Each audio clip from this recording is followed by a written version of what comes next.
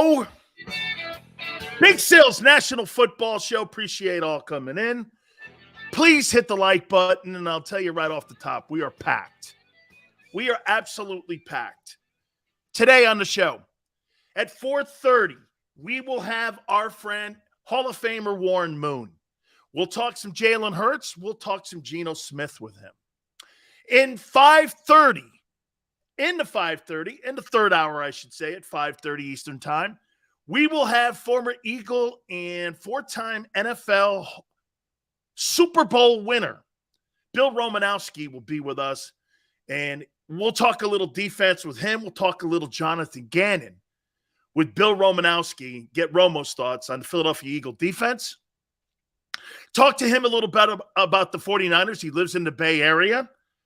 So we have Warren Moon for you at 4:30, and we have Bill Romanowski in the 3rd hour at 5:30 Eastern Time. So we'll have those two guys for you. All right. I like what JM said. I wonder what direction Sill's going to go. Well, it's pretty simple. We're going to talk some defense today.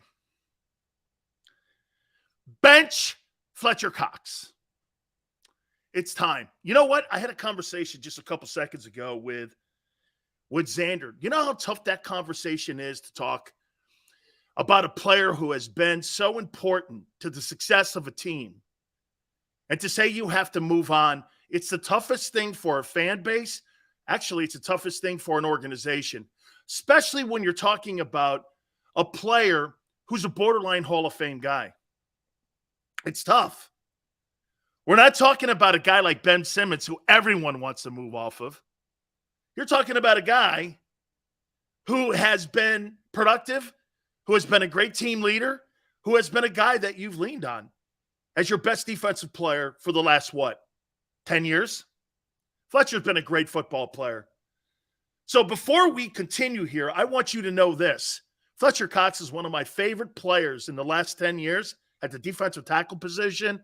And I think, and look, I'm not quantifying where I'm going with this. I'm just telling you, I've got great respect for him. It's time to go. It was time to go this past offseason. Bringing him back is a Howie mistake. Howie made a mistake. You could have got Akeem Hicks in Chicago for less money. Half the salary, more production. I get he's hurt. I get it. Could have been a whole different dynamic, though, in Philadelphia, because why? They have a whole way of preparing for the season where they don't put their guys in harm's way. He may have been healthy in Philly. Philly didn't want to go that route. They wanted to bring back a guy $4 million less. He was scheduled to make $18 million. Howie dropped the ball here. He dropped the ball. He was a free agent. They even released him. It's a bad move. And as we're seeing the weeks go on, he's getting worse. He's getting blocked by tight ends. And he's hurting the integrity of the defense. The triangle. Your two defensive tackles and your linebacker are getting smashed. Do you actually think that's going to get better? It's not. Today, we're going to sit on this. How can you stop the bleeding? You're not going to fix this thing unless you want to go out and spend $5.5 million prorated for Ndamukong Suh. I don't think Howie's going to go down that route. They signed some 39-year-old, 50-year-old guy. He'll bring nothing to the table. He's going to be a warm body just in case someone gets hurt. He's not bringing anything to the table. This guy's 35 years old. Brings nothing. Don't blow him up to be something that he hasn't been for 2 years. He's a body. How do you fix the defense? 34-year-old guy. Look, I'll tell you something right now, too. The guys that you've brought in, undersized Hassan Reddick. Hassan Reddick has been doing exactly what he's done the last 3 years. You know what that is? Pressure the quarterback and get killed on the run. That's why he's not in Arizona. That's why he's not in Carolina. Why? Because he's a one-dimensional player. You got this guy on 1st and 2nd down. Seriously, Hassan Reddick on 1st and 2nd down is a joke. It hurts the integrity of your defense. Undersized players. Playing defensive, I'm going to run at Hassan Reddick every single time. If you look at those Washington Commander numbers, they weren't exceptional. What did they do that gave them the chance to win? They won first and second down. Here has been a problem that the Eagles have had for the last year and a half. It's been first and second down. They've been killed. By the way, the statistics and the numbers that Eagle defense has put up, they're fraudulent. What quarterback in the last 2 years to date have you played that you stopped that was a signature quarterback? You've played bums. You've played football teams. The Giants were the worst scoring team a year ago. Washington couldn't do anything. They had Tyler Heineke, and look at who you play. I mean, outside of Dak, putting up big numbers on that defense, every quarterback you played against that was an elite guy destroyed you. So the majority of the time, again, this is where I keep telling you, for the last 2 years, the defensive numbers, they don't really pan out. Your defense, you think your front seven is as good as it was a year ago, or do you think it's worse? I don't know. Sure looks the same to me. Well, we got more sacks. I'm going to throw a stat at you here in a minute. Okay, and by the way, guess who was named the AFC Offensive Player of the Week? Guess who was the Offensive Player of the Week? Jonathan Taylor. And he's coming for you. Here are your last 5 weeks in run defense. 124, 134, 144. Do you notice something? 168, 152. It's progressively getting worse. You guys keep telling me, well, they're going to play their best ball. They're actually getting worse. If you look at the numbers, their yards against, when it comes to run defense, is getting worse. Per carry's getting worse. 124, 134, 144, 168, 152. You're hanging in that same 150 area now. You're getting worse. You're not going to get better. You are who you are. You think some magic Zen dust is going to fall out of the sky and make your run defense better? Your defense is not that good. Your corners, your secondary are going to break down. They're going to break down. Too much pressure being put on them. You know why? Because the front four can't get home. I've been saying this all year. Here's the 2 fundamental issues with Jonathan Gannon's defense. The ends can't get home, okay? And you lose first and second down. You're not a good defense. I don't care what the shitty numbers say. You're going to get run on. And run on. And if you play this Colts team, you know, I heard Barrett say, they're not that great. Neither was Washington. I actually think the Colts are better than Washington. DeForest Buckner can play. Yannick can play. They got a good secondary. You don't really need to have that much to beat the Eagles if you do the fundamental thing. Stop the run, run the ball. Shit, that's been a mantra since 1920. Okay? Your defense, here's how I would fix it. Again, it's one thing to sit here and bitch all day about it and complain about it, but not have any kind of answers to how to fix this. You got to come up with a way to try to at least, hey, the offense now has a major problem. I'll get to that in a minute. You're not going to be able to sustain drives like you did. That thing's over. By the way, I don't give a shit what you say about 8-1. You're fighting for the NFC East now. You're going to drop another game before Dallas. Guarantee it. Here, you've got to figure a way out to stop the run. A 34 defense is not really a run-stopping defense, in my opinion.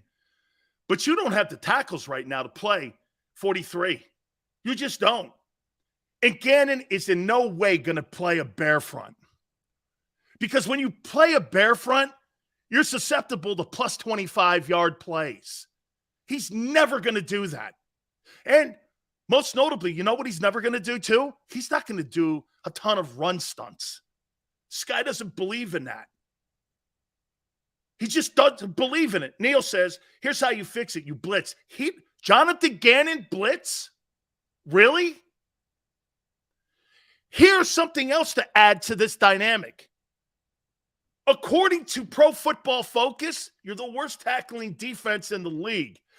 How can you be a top 10 defense and 20th against the run, the worst run tackling team in the league, and you're second in pass defense because you play bums?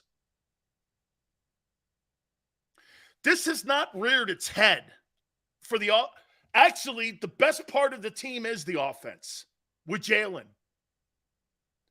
Jalen Hurts in the offense, they are 10 times better than that unit. You're lucky you have them. Yeah, you heard me say that. You're lucky you have Jalen Hurts. Or this thing would be even worse because that defense is not a stopping defense. You get in a back and forth, Tom Brady will annihilate that team.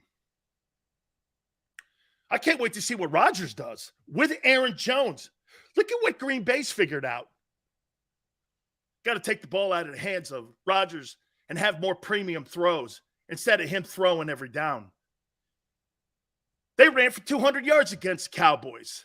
200 yards? Aaron Rodgers' offense, they're figuring it out too. Okay? Cowboys play the Vikings this week. Hey, Isaiah, I'd worry about the Colts if I were you. Okay? I'd worry about the team in front of me because you're going to have your hands full. You're going to have your hands full. Okay? Razor says I'm full of shit. On what part? Which one? Your suck-ass run defense?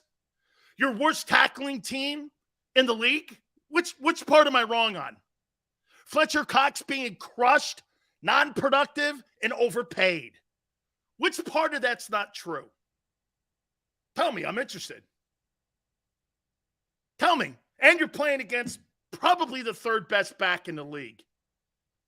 Tell me what's so full of shit about that. Hassan Reddick on the field during first and second down is a joke. It's a joke. He looks like a strong safety out there playing end. I'd run at that dude every day. Unless you put a box of bricks in his pocket, he ain't stopping the run. I'd run at every single one of those rush ends. You tell me which part, Razor, that I'm wrong on. Your defense is fraudulent. Fraudulent. You know why? You can't do the one thing that's most important. Okay? Stop the run. You're not tough. That's a soft defense. It's soft. Soft. And you can't fix it. Gannon's defense was weak point, not just the players. Players can sometimes overcome a shitty system. We see it all the time. I'll tell you what's wrong with Jonathan Gannon's defense here in a second, but I'll make a point to you. Why do you think Josh Allen is different than a year ago with Brian Dable? Why do you think? Could someone come up? I'm going to give you a coaching lesson on your boy Gannon. Why do you think Josh Allen is throwing more picks, and most notably in the second half? Why? Anton says Dan woke up on the wrong side of the bed. You know why? Defense to me is personal. It's personal when you score points and run the ball on me. It's personal. It should be taken personal. When you get teams blowing you off the ball and dominating you, it's personal. Because he's inaccurate? Dumb take, Solo. Here's why. Josh Allen has a great first half when he's on script. But when they have to make adjustments in the second half, Ken Dorsey's not there yet. He doesn't have the in-game experience to make those adjustments yet to what Josh Allen is doing when he has to go off script. He hasn't adjusted well. And some of those throws into the end zone, why? I'd rather see Josh Allen take off running. I'd rather kick field goal. You kick a couple field goals against Minnesota Vikings, you win that game handily. You're throwing in the red zone in front of DBs that are going to break the route? Dumb. I watched the 22 on the Bills. Their in-game adjustments in the second half are terrible. Maniac goes, Sills, let's be real. We weren't dominated by, yes, you completely were. Your O-line and your D-line, they held you under 100 rushing, supposedly the best O-line in the NFL, and they ran the ball for 152 on you. Get out of here, man. And they beat you by 11. You were favored by 11. You were favored. It's a 22-point difference. William goes, how long, Sills, before the players not accepting Gannon's style of defense? William, I really think they have. I think Fletcher hates it. Asking him the two-gap. He's a penetrating defensive tackle. We barely ran the ball. Shitty coaching. Your coaching also got destroyed. Your coach got destroyed. You know that last touchdown doesn't count. Oh, okay. If you're keeping score, dude, ask a better if that. That's the people in Vegas if they don't count. Eagles ran the ball one time in the second half. Pay attention. I did. Out-coached. Out-hustled. Out-toughed. They beat you in every facet of the game. More effort. Better tackling. Out-hustled you. Out-toughed you. Keep making excuses for losing. You'll find yourself in the same L category. Gannon won't last the season. Yeah, he will. They love him. 124, 134, 144, 168, 152. You're getting worse. You know what's different? I didn't realize this. You're not going to be playing elite quarterbacks. You're going to be playing elite running backs. I'd rather face Josh Allen. You know why? They don't have a running game. I'd rather face Kansas City if I'm Philly. They don't have a running game. What I don't want to face is Derrick Henry, Saquon Barkley, Aaron Jones, Jonathan Taylor, even the Bears. I think the Bears are 2, right? In rushing? That's right. 8-1, nobody's getting fired. Michael, appreciate it. You ain't fixing this run defense. Here's what I would do. I'd go to a 34. I don't know if that means putting Dean on the team or in the starting lineup. I don't know. But you got to do something different because your tackles aren't getting it done. And until Jordan Davis gets back, you've got to do something. Either drop a 50 front in there, put a bear front, go to a 34, See if that works. Hargrave's more of a nose anyway. You've got to do something. Because if you don't, you're going to start losing ball games. You're going to start losing ball games. We're 8-1. Dude, you got beat by a shitty Washington team. Tyler Heineke. To me, that's a sense of urgency conversation. Bro, we're not talking Aaron Rodgers or Tom Brady or the playoffs here. We're talking Tyler Heineke. Washington probably won't have a winning record by the end of the year.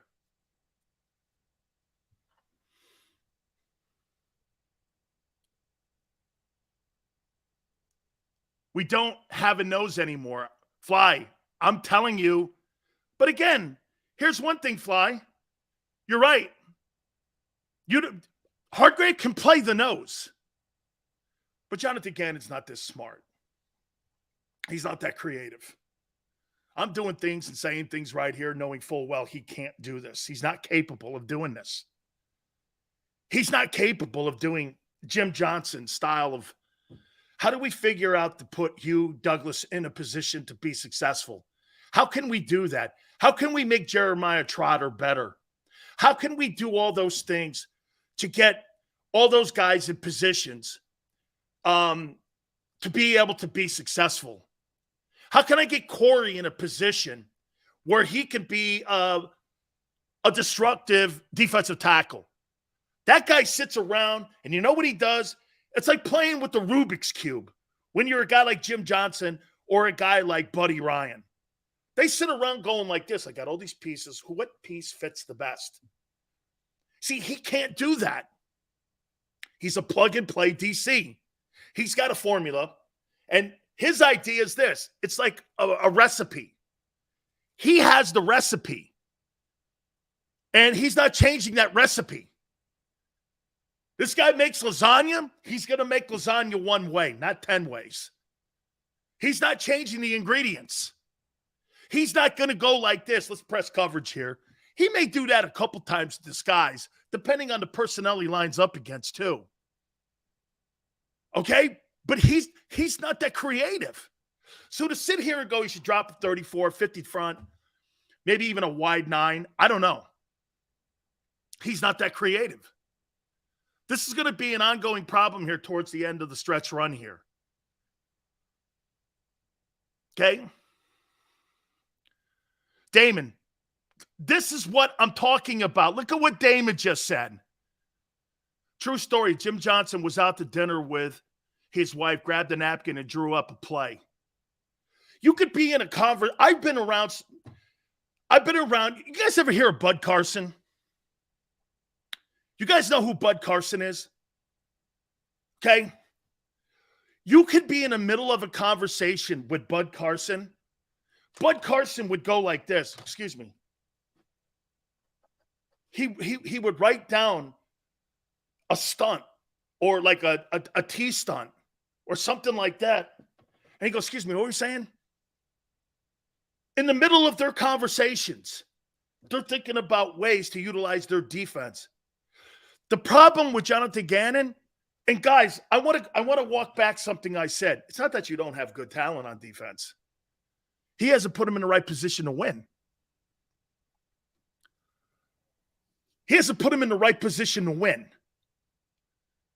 Okay? Derek Thomas was not a great run-stopping defensive edge rusher like Cornelius Bennett was. So what'd you do? They made sure that Derek Thomas of the Kansas City Chiefs was always on the weak side, which meant the most he would take on would be tight ends.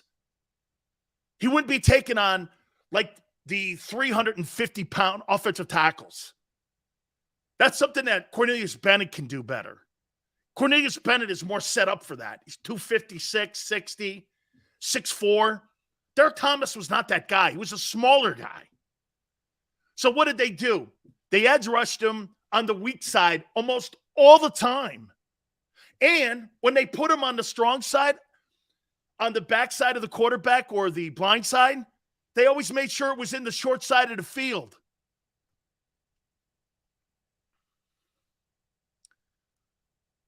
Joseph, hey, Sills, Gannon is not a Hall of Fame coach. Maybe lower your expectations a bit. My expectations have been low. I can't get any lower, Joseph. I never thought this defense was that hot. Except, wait a minute, reel back in, except the corner play. The corner play's been great. The corner plays have been great. They really have. I have no bitch with CJ. Slay had a horrible game. Happens. Happens to Justin Jefferson. Happens to everybody. Bradbury, I think Bradbury last couple of weeks, I don't know. I think he's all okay. Your secondary's been fine, man. It's one of the best in the league. That's not changed in my view. But they're going to get worn down here. You know what I mean by worn down? Your defense getting run on and not getting home, dude, they're going to start getting torched by shitty quarterbacks. Seth Joyner for DC, Eagles would never allow that. They don't want somebody coming in with strong personalities. They don't like strong personality coaches. Some of you were saying, well, Nick is a strong personality coach. Not to the front office, he's not. Nick don't make suggestions. Nick's a politician. The Eagles signed a D to improve their defense. A 35-year-old guy. Good luck.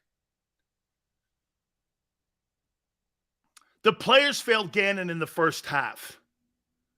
The players don't believe in Gannon.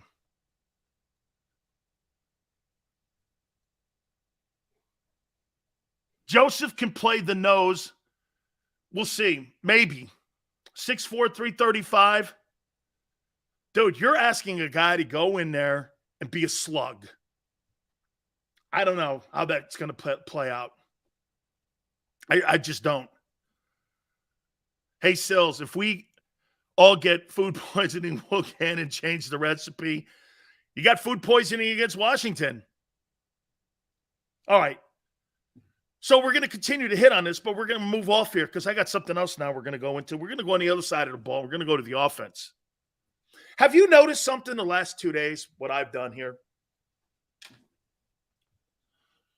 And even though it is a narrative on my Twitter page that I've banged on Jalen, I haven't banged on Jalen, and I'm not going to today for 2 days.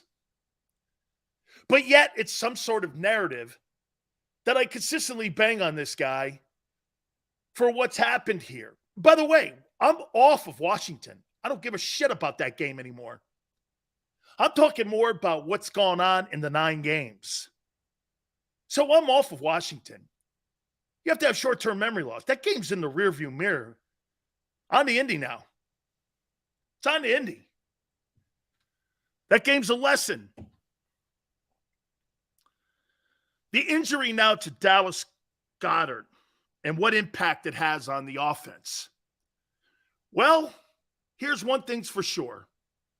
We're now going to find out if Jalen Hurts is going to be able to utilize just Dallas Goedert and A.J. Brown. And A.J. Brown's a little banged up going into this game, I think. Because you know why? I'm going to give A.J. the benefit that he was hurt in that Washington game. Because you know why? He sucked. He sucked in that game.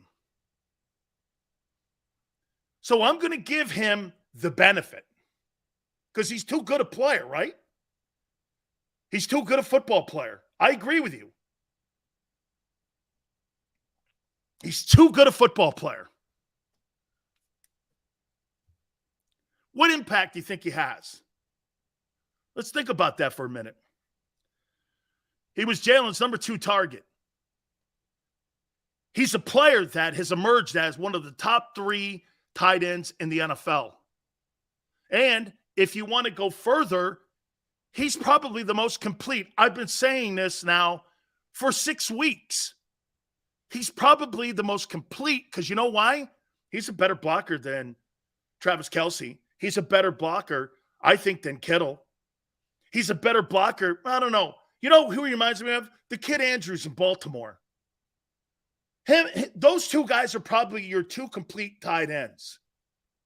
Kelsey's kind of like Jimmy Graham in a way, right?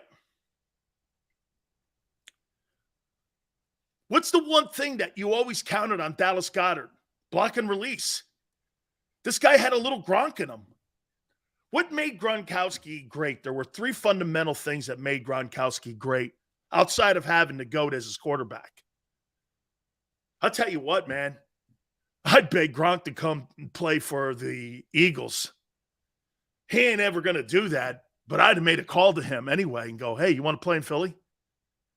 How'd you like to come play tight end for me? I'll give you I'd rather give him $4 million than give Adama Katsu $4 million. I'll give you $4 million right now to come play the rest of the season out for us at tight end. Would you not sign Gronk tonight? Okay?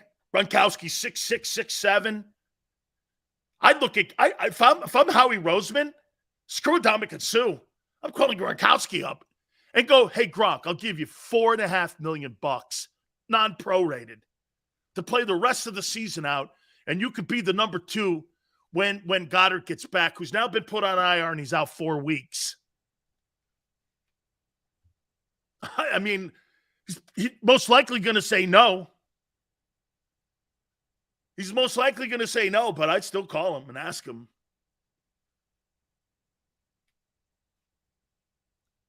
Finis says they're not going to lose the rest of the year.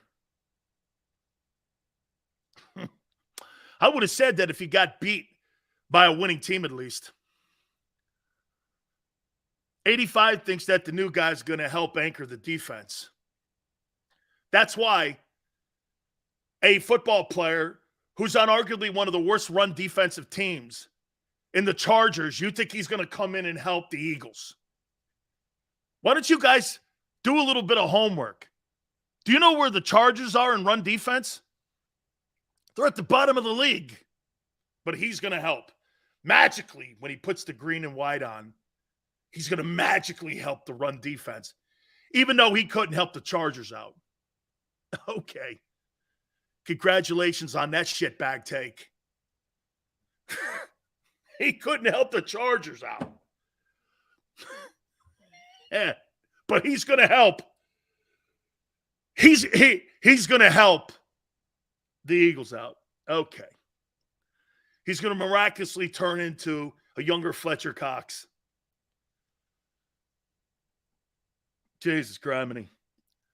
The impact that he has will be this. We're going to find out a little more about Jalen. Okay? Why would Howie sign a guy without doing homework? How's Robert Quinn doing? How's Fletcher Cox doing? How's Hassan Reddick doing against the run? How them guys doing? See, I'll tell you what it looks like to me? You guys are just getting a retirement fund for some of these guys. Looks like an old folks home. I mean, how many old folks home guys are you going to sign? You got Robert Quinn. You got this guy here who's 38 years old. I mean, Jesus. How many more old guys? Yeah, I'm sure old guys are going to help you out. Good night, almighty. Unbelievable.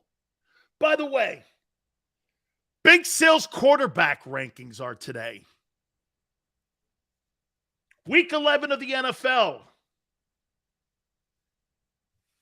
We have the top 10 picks in the upcoming April 2023 NFL draft. Hurts is not a pocket passer. This just in. Great take. He just give them a bigger body. Yeah, I'm sure. He'll help.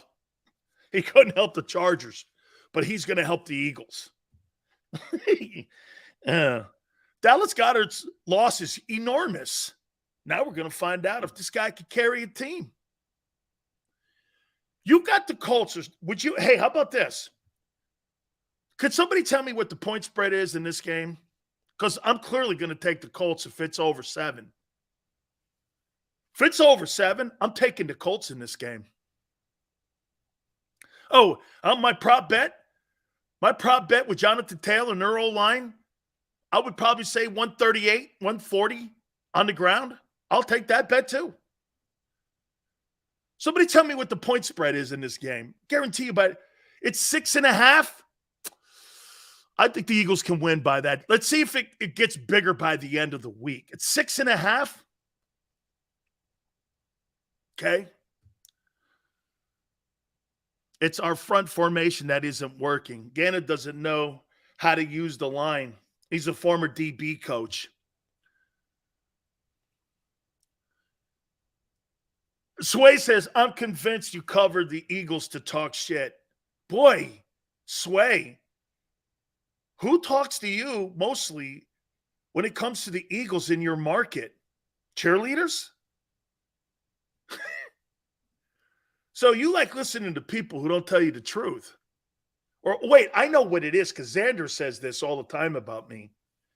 I use these punch words like never, owned, dominated, outcoached.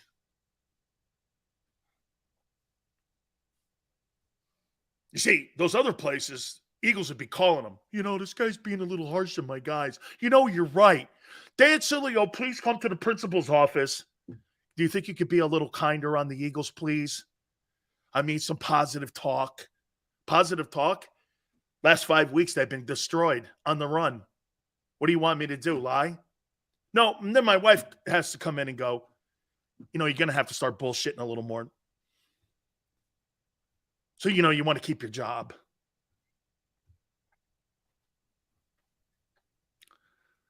Don't worry, my aunt, after every show, do you think you're being a little too hard on him?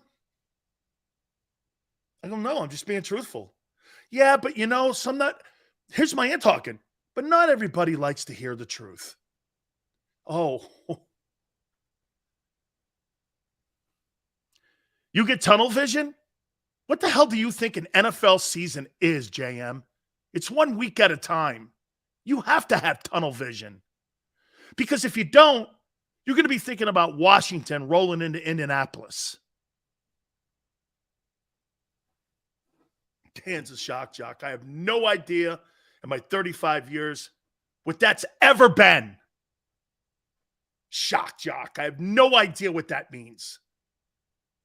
You know what I found out controversy means? Telling the truth. Telling the truth. Yeah. Controversial? Well, you think I write down all these things and you think I come up and go, hey, this will really get him? Get the wrong guy. Don't talk like that. I'm not that smart. Linval Joseph, 6'4", 350. At the very least, will command double teams. Really? He got crushed with the Chargers. Crushed. let me take a look at where the Chargers are right now. And run defense. If he's so good.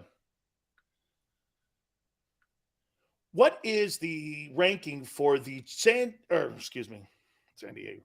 What are the rankings for the rush defense for the Los Angeles Chargers?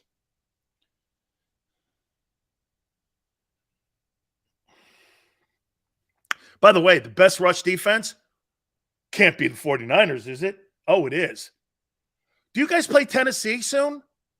Holy shit, they're second. Wow. Indianapolis is 10th. Interesting. Wow. And the Chargers are 30th. Yeah, real helpful. Real helpful. 32nd in run defense. yeah, he'll help. Another dumb sign. 9th best all-around defense. Yeah, because you know why? All you have to do is run the ball on him. You don't have to throw it on him. Okay?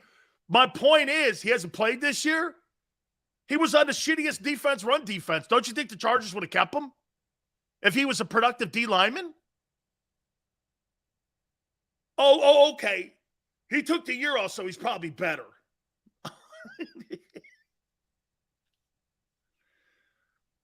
Dude, please.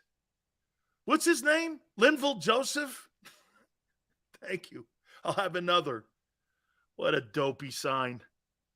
Go get Sue. Spend the $5.5 million. Go get him. Look at Howie being cheap again. Frugal. Total dumb sign. The guy was a turd last year for the Chargers. But he's going to help the Eagle front and their rush defense. How do you look at that and say just because he's changing zip codes that all of a sudden he's going to turn into this guy? Hey, the dude hasn't – I know the dude hasn't played this year. He's been on the street. The Chargers had him. Don't you think if he was good, they would have kept him? Dumb take. No, dumb. Okay. Hey, gaming, dumb take. Shitbag sign.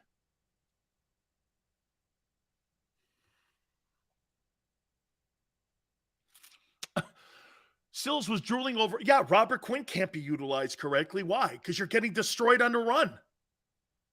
Dude, I had the numbers. Hey, hang on for a minute. I had the numbers for Washington. Let me show you this. Show me where a guy was really like sensational in that game outside of Terry McLaurin. Let's see. Tyler Heineke, 17 of 30 of 29. 211 and a pick. I don't know. I wouldn't say that that's an all-star game. Brian Robinson, 26 carries, 86 yards. Not exceptional. I mean, where did they win? They won by controlling the ball with 49 carries.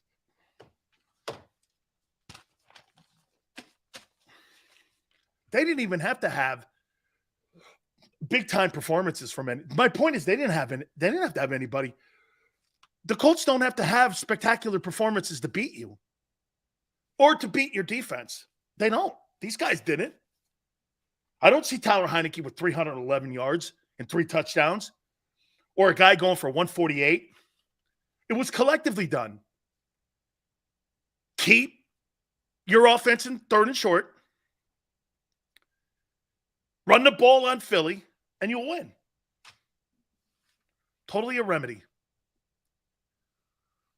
Totally a remedy. Joseph had 57 tackles and a sack and a 3-4. And they sucked a year ago on the run defense. They sucked. They were 30th. Anton, 20th.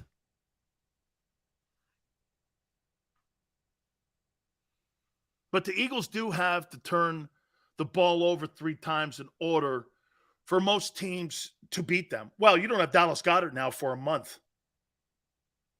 Let's see what that – here. How much of an impact do I think that has on Jalen Hurts and that offense? Enormous. Security blanket's gone. Could always go to Goedert.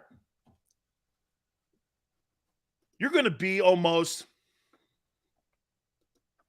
like you were a year ago. You better hope AJ doesn't hurt himself or something, or jam his tongue on a cup of soup, or he doesn't I don't know, have a headache or a migraine or hurt his finger or something. Hey, I'll tell you what, one thing that guy ain't like T.O., he ain't that when it comes to toughness. No. Guy twists his ankle and the guy folds like an armchair. Yeah. T.O. plays with a broken leg. 14 catches, 140. I don't know. T.O. was a beast in that Super Bowl, man. And too bad he had a quarterback named Donovan McNabb. Sorry, I'm going a little sick. Sorry about that. I'm sorry about that. You know, T.O., anytime that you have Donovan, I did it again. I'm sorry. I don't know why that last name makes me vomit like that. Judge, I don't know what that is, but every time I say Donovan I get a little nauseous. I don't know. Seals, you think Terrell Owens would be a beast today? Wait a minute. So you can't chuck him, or you can't jam him, or you can't touch him down the sidelines? Terrell Owens would be undefensible. Undefensible. The blocking will be missed by Dallas. Dude, his production will be massively missed. Now, here's what I would do. Did you ever think maybe implementing some screens? Or are we incapable of doing that? How about throwing the ball to your backs to compensate for the loss? You know, the kid, Miles Sanders, am I wrong? Could somebody help me out here? What was Miles Sanders' catch total his rookie year? Could somebody help me on that? Because I could have swore he had a boatload of catches in his rookie season. Instead of figuring out, put the blocking tight end in there, okay? Put the blocking tight end guy in there. Start throwing some screen passes. Your backs are a non-factor in that aspect of the game. Okay? Throw to your backs a little more. Come up with a different way to compensate for some of those numbers. Could somebody tell me what he had in his rookie? Because I could have sworn when Sanders came out of Penn State, I could have sworn he had some pretty good numbers when he caught the ball his rookie season. Okay? But hey, yeah, but Gainwell, come on, man. Gainwell, Miles Sanders. I need Miles Sanders on the field more. The guy's production that has to go up is Sanders, not Gainwell. Okay? I want Sanders to get the ball more. He's better in open space. Hey, or if you want to do this, drop AJ in the slot. Put Quez and put Devonta Smith. Put Smith over on Y. Put Quez on Z. Do that. Do something. You're going to have to come up with a way to compensate for the loss. So wait a minute. Miles Sanders had 59 catches for 509. What happened? What happened? How did that get away from the offense? How did a guy who had 60 catches his rookie season? Is that true?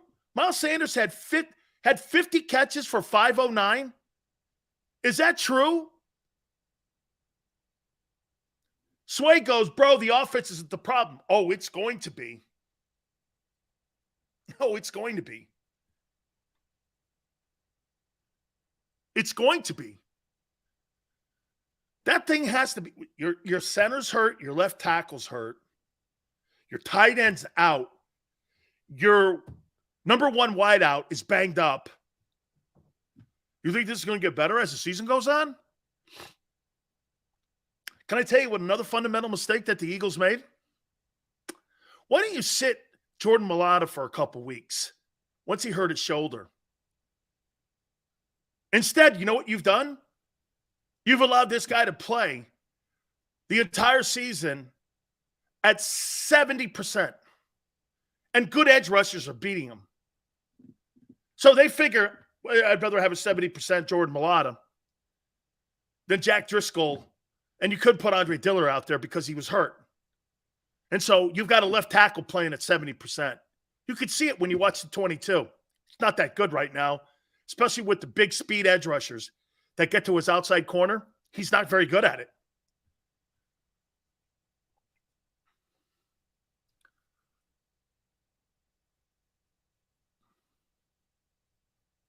Then I'm assuming you'll get to the point that the Eagles suddenly are doing what they did at Hey, I think everything's catching up with him. I think these next 4 games are going to tell you everything you need to know. How far they'll go in the postseason. But you're 8-1. Keep hanging on that. We'll see what happens Sunday. Short work week, banged up football team. You lost a star receiver. Your defense is getting plowed. By the way, this ain't a 4-quarter issue. Let's see. 8, 16. This is a 20-quarter issue now. 20 quarters. You're giving an average of 140 yards rushing up.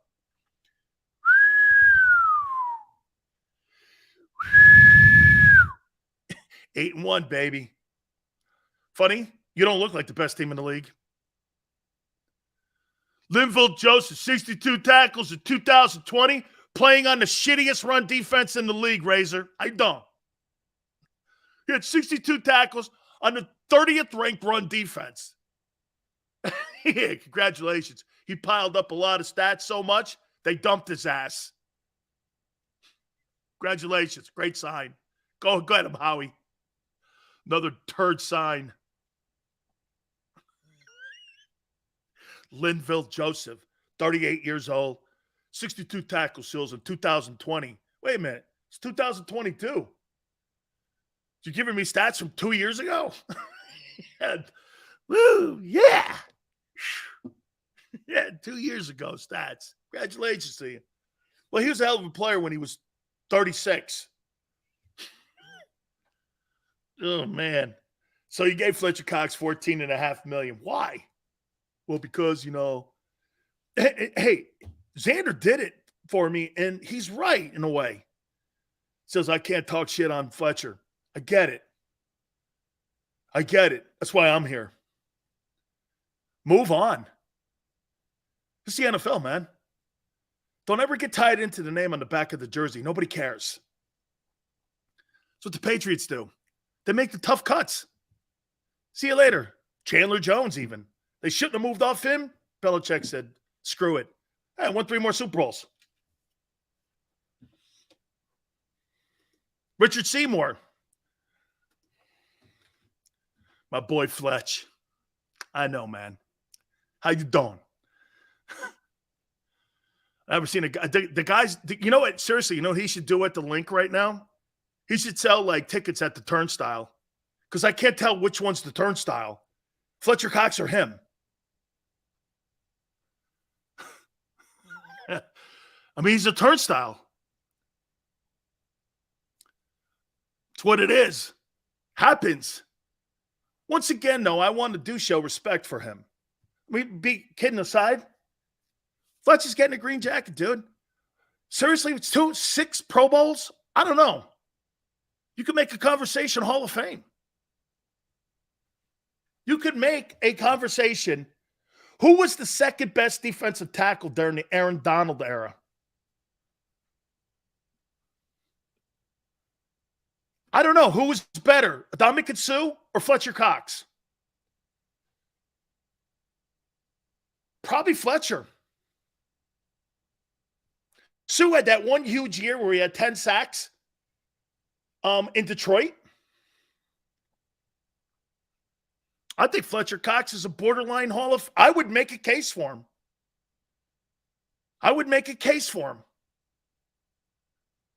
He's a great football player. Cox was never meant to play 70 snaps a game. Who is today?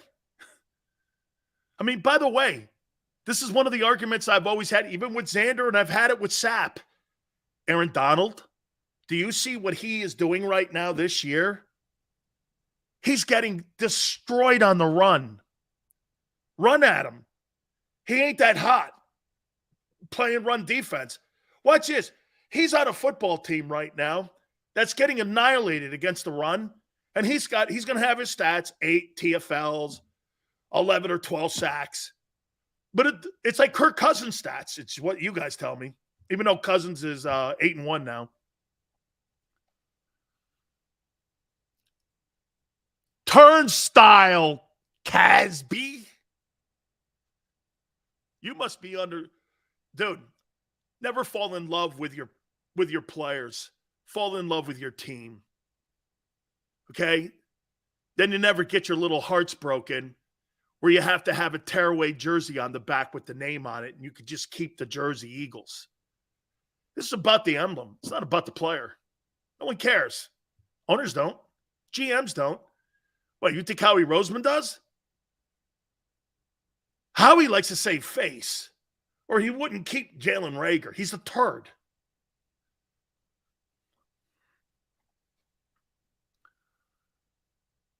Hargrave needs 5 more sacks to pass Andy Harmon for the most sacks by a TD in Eagle history. That's awful impressive. It really is. That's awful impressive. I actually like Hargrave. I think he makes a little too much money, 12-9. I mean, am I getting the production out of him? He was Casper the Ghost too, man. You could have put him on the milk carton too. So how about this? We take a look at this. Howie signing Fletcher, bad move. Robert Quinn, I want to see a little more. Hassan. I know why that guy's got his 3rd team in 3 years, man. He's a schwimp. He's a schwimp. Hassan Reddick. Seriously, when I see the kicker out there and I see Hassan Reddick, I can't tell the difference.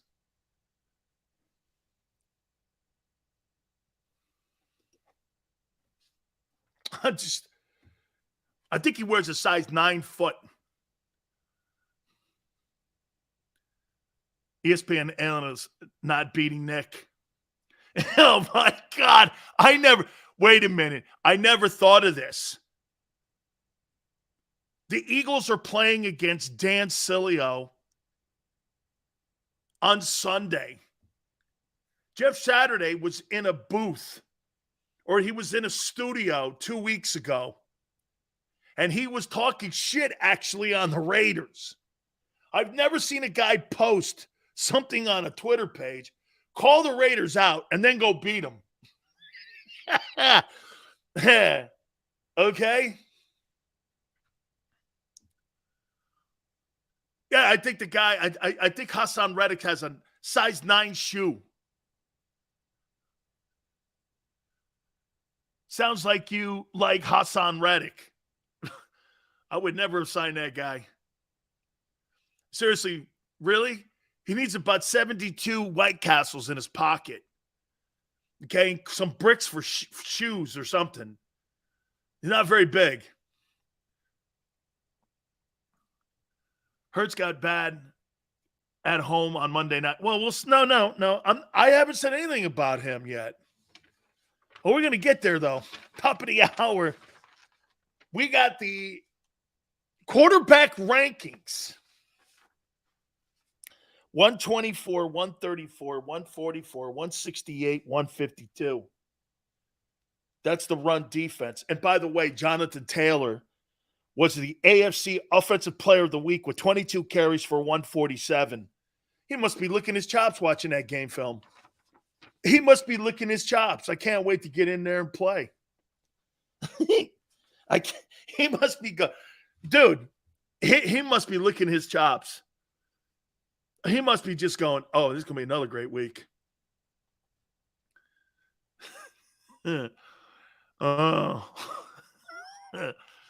Arizona Cardinals are worse without Hassan Reddick. Explain that. Really? I don't think they're worse. I don't think they're what impact did he have on them? They let him go. Then he had to go to Carolina, and his college coach let him go. Did you ever do you ever wonder why? You didn't wonder why. That would be like letting TJ Watt go to 3 different teams because you can't play the run. TJ Watt's not a demon on the run, but he can play it. 2 weeks ago, he was doing Saturday A-list. Anton, can you imagine this? So this guy's working at ESPN. Jeff, we have a call from you. It's Jim Irsay. Hey, Jim, what's up, man? I know I'm a consultant there for the team. What do you need? What am I doing? We're breaking down the third quarter of the Raiders and the Charger game. Yeah. You want me to coach the team? The head coach. You want me to leave my job right now and be the head coach of the Indianapolis Colts? Let me call my wife. I'm taking it, but I got to call my wife. Excuse me, ESPN, I'm leaving. I got a head coaching job now with the Colts. Yeah. Really? Yeah, I guess. Yeah, okay. Yes. I know we got the Eagles on the horizon.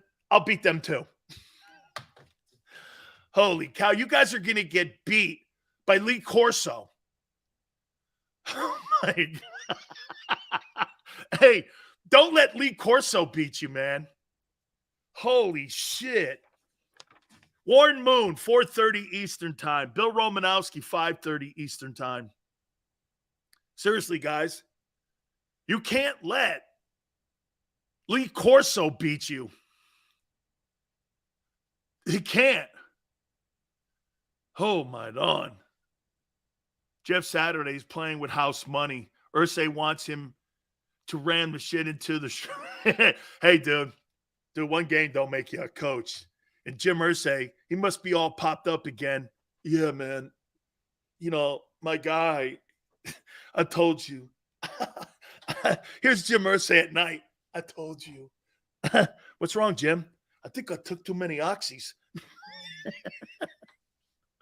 That's okay. Have some whiskey. Yeah, that always is good to wash it down. What a train wreck of an organization. So you've had two train wreck, or actually three. The Texans, the Commandos, or the Washington Snyders, and now you've got the Indianapolis Irsays. Holy cow. So you had a maniac who sexually harasses women in Washington. Now you got the pill popper and the Houston guy. You know, they say things about him and how he thinks about, you know, certain folks. That's Bob McNeil, inmates running the asylum and all that, you know. Don't lose the Lee Corso. Oh, man. All right. Hey, week 11 of the NFL. Also, my Big Sills top 10 quarterback list. Where does Hurts sit in this? I'll tell you. We'll do it next. Hit the like button. Keep it here on the National Football Show. Don't wait until after Thanksgiving for leftovers. It's the new leftover sales event at Jeff D'Ambrosio Destination Downingtown. Jeff must get rid of hundreds of new 2022 vehicles on the lot. Rams, Grand Cherokees, Wranglers. Jeff has them all for less. Jeff has reduced prices and payments to the lowest they've been all year. And Jeff knocks down high interest rates. Save thousands more than anywhere else. Plus, get more for any trade or lease return. You always win at Jeff's. Great selection, best price. Hurry in now. Jeff D'Ambrosio Destination Downingtown. Nobody treats you better. Black Friday sales event. At Pond Lehocky, we've recovered billions of dollars for our clients, and we're confident we can do the same for you. With over 250 years of combined courtroom experience, we've helped over 100,000 injured clients obtain some of the largest settlements in Pennsylvania. One conversation is all it takes to help you and your family get back on track.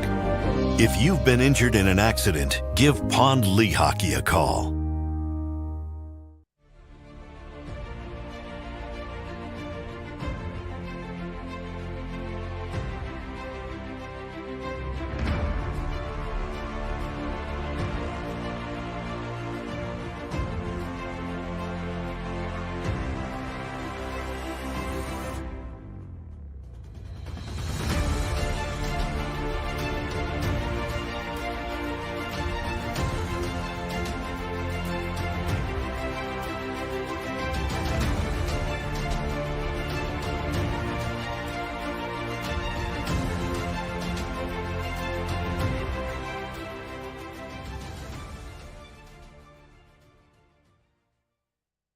Go for the beers.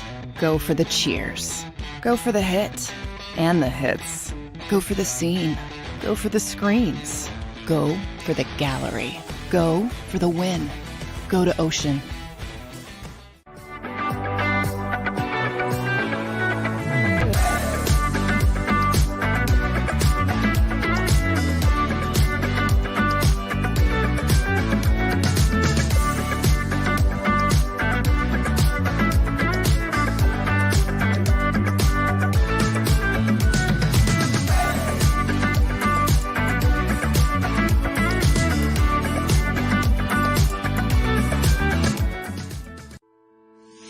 At Salus University, our graduates are among the most highly trained in their profession because of our unique emphasis on research, interprofessional collaboration, and early clinical exposure. Learn more about our programs at salus.edu.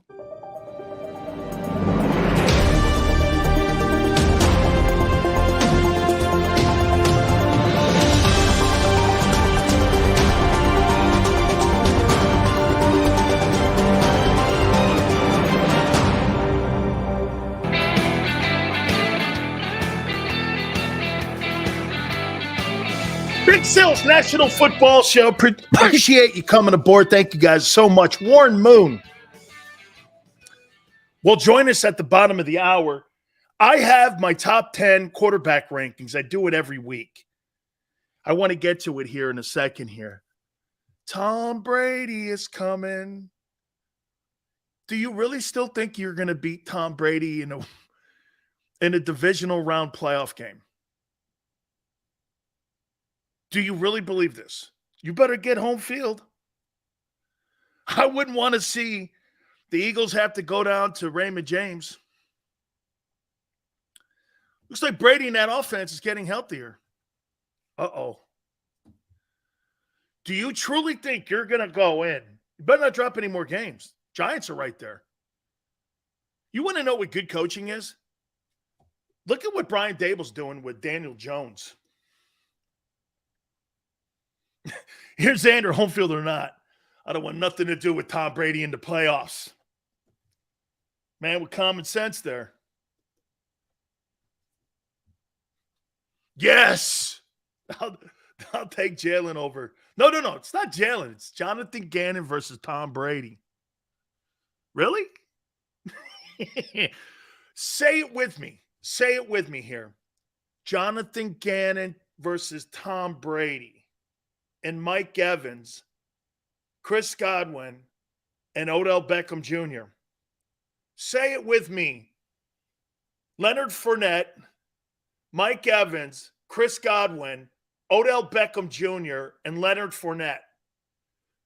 Say it with me.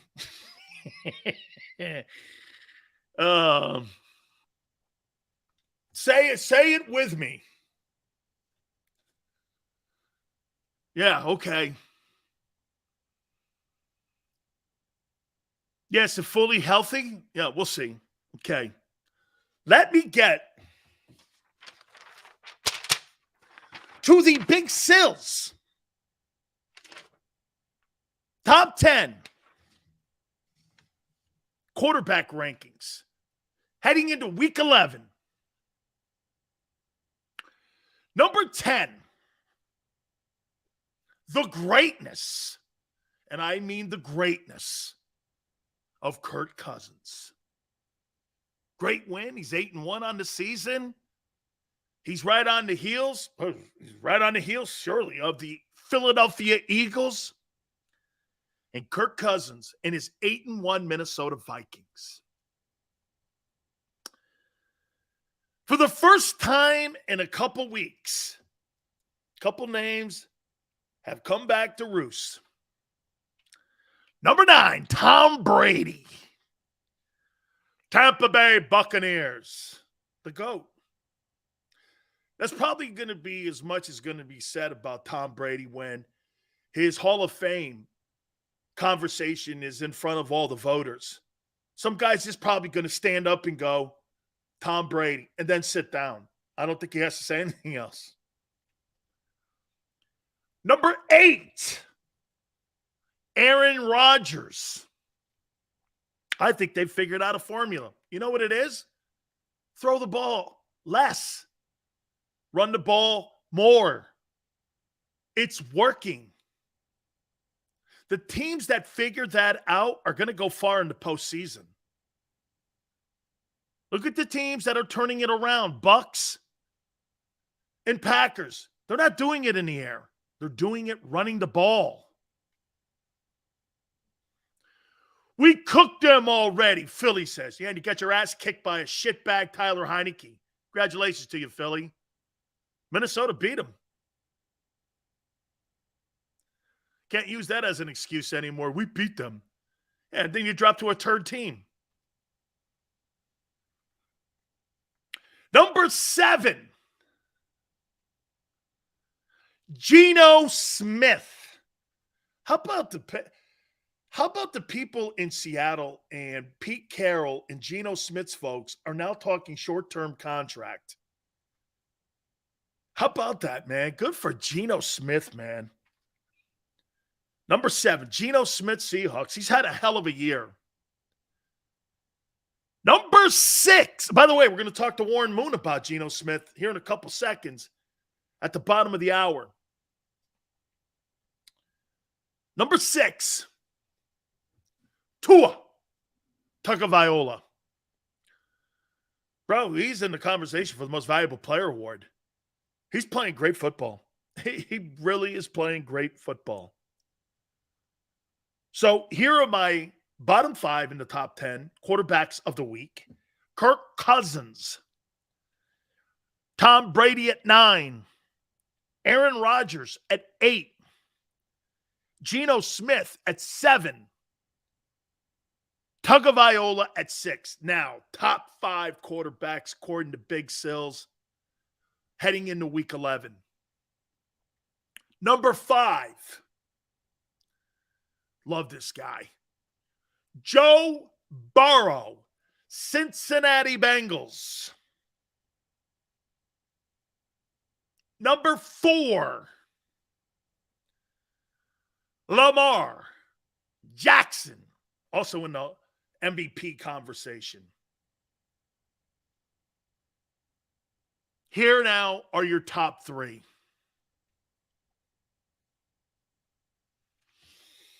It's with great respect. And it's with great reverence, these 3 players heading into week 11. Can we get Sills' tears to rival Nick's tears? Number 3, the greatness of Josh Allen. Number 3, Buffalo Bills. Now we're in the top 2.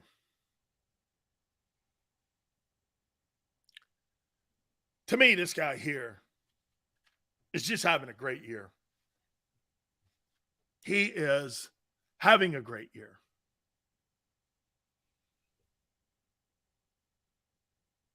Jalen Hurts, Philadelphia Eagles, number 2.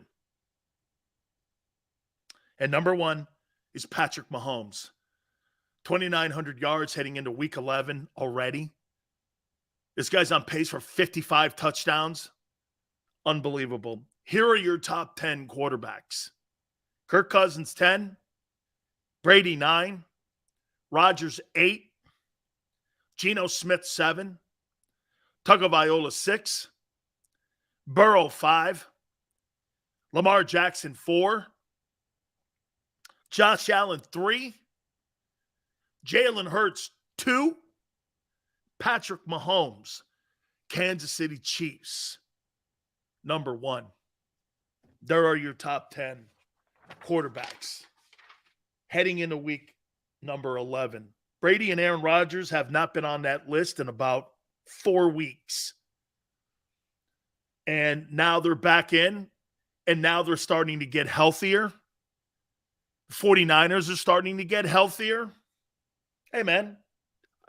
Even after the loss, I actually moved Jalen Hurts up. I didn't think Jalen Hurts cost that football team that loss. He didn't play his best, but that wasn't on Hurts. It was the shitty front seven of the Eagles getting plowed again. It was the receivers not showing up. It was A.J. Brown having a hang now, or whatever the hell it was. Thanks for the loss, Sills. I was shocked that Washington scored more than 17 points. What are you talking about? He mocked Moon in that whole offense. What Moon? Warren Moon's my friend, jackass. I thought this was a passing league. No. You think it's a passing league. It's a running league. Oh, Anton.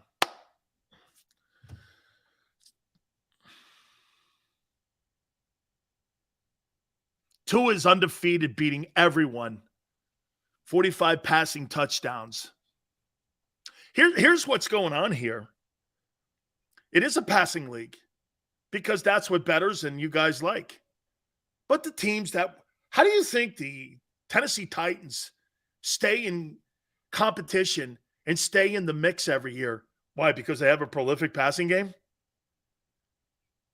I mean, do you know how hard it is to find 5 guys to pass block today, let alone find a quarterback?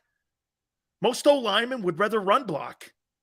You get a couple good guys that can move the chains, and you get a productive running back, you're going to be in every football game. That dynamic has not changed in over 100 years of football. The two things have not changed. Stop the run, run the ball. The Philadelphia Eagles are built off that. They're not built off this so-called fantasy passing attack. The Eagles don't have a passing attack. It's an effective attack, but they're based off the run game. Everything is centric around the run game in Philly, not the passing game. And if you start believing that, you're going to get more L's this year. You're not a passing attack. Well, we're number 2 in this. Oh, you've played dog shit teams. Just like your defense. Those numbers don't add up.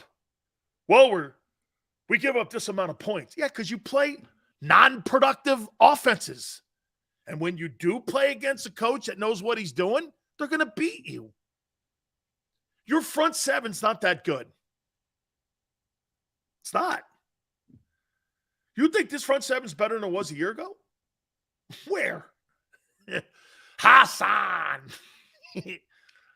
Hassan. Where? The Eagles have an analytic attack. Okay. We're going to talk to Warren Moon about this. I can't wait. JM Gosills is too stupid to see the Eagles haven't tried to develop the passing attack in the past 2 weeks, and it cost them the game. Try to develop it? What are you talking about? Trying to develop it. Trying to develop a passing attack? How? With one guy? You have a one-man attack every week. Goedert, AJ. Goedert, AJ. It ain't. Do you see what Tua's doing in Miami? They're feasting off everything. Shit, you could have 3 wide receivers down there or 2 wide receivers. Can you imagine if Odell Beckham gets down there? Holy cow. That would be unbelievable. If Odell Beckham goes down to Miami, Tua's going to spread that shit all over the place like he's at Alabama again. And by the way, the reason that they sat Jalen Hurts in Alabama is because he couldn't do the shit that Tua does. Xander, am I right when I say this? Judy, Ridley,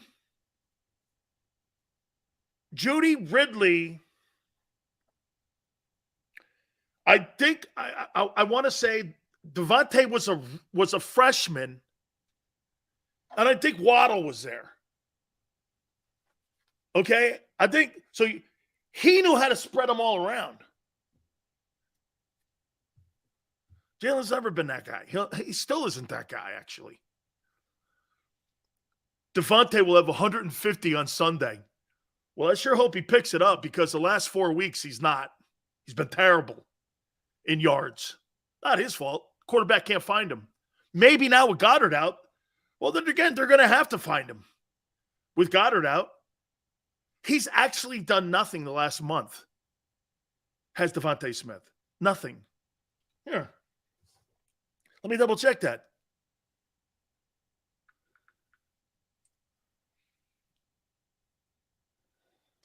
Let's see here. Let's see, Devonta Smith. Bill wants it. Bill Romanowski, hour number 3 at 5:30. Wants to talk something else here. Devonta Smith's stats.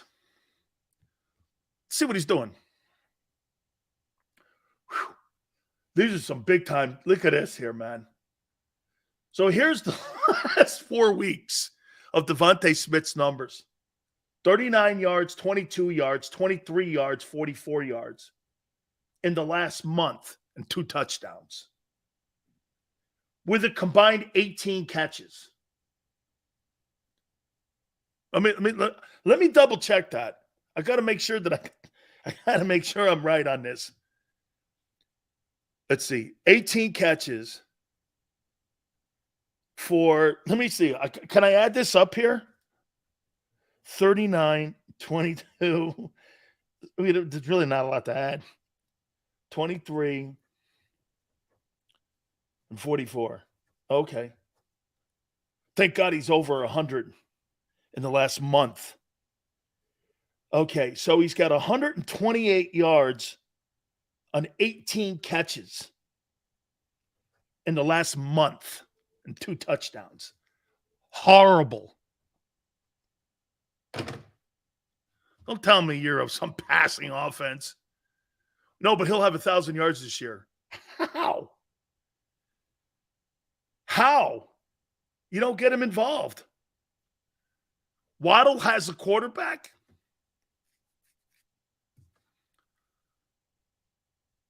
Smith's a third option. What'd you expect? No, you guys told me you're going to have 3 wideouts with 1,000 yards this year. Jalen, so you guys still sold that Jalen's going to throw for 4,000 yards this year? So Goedert's out for a month. This guy here is not productive at all. You got to hurt AJ. You still think he throws for 4K? You still want to put that bet out there? You got 4,200 yards and 35 touchdowns. You still want to put that out there? Okay, Jones. Yeah. You guys still think this is going to work like that with 4,000 passing yards? Okay. 4,250. Oh, really?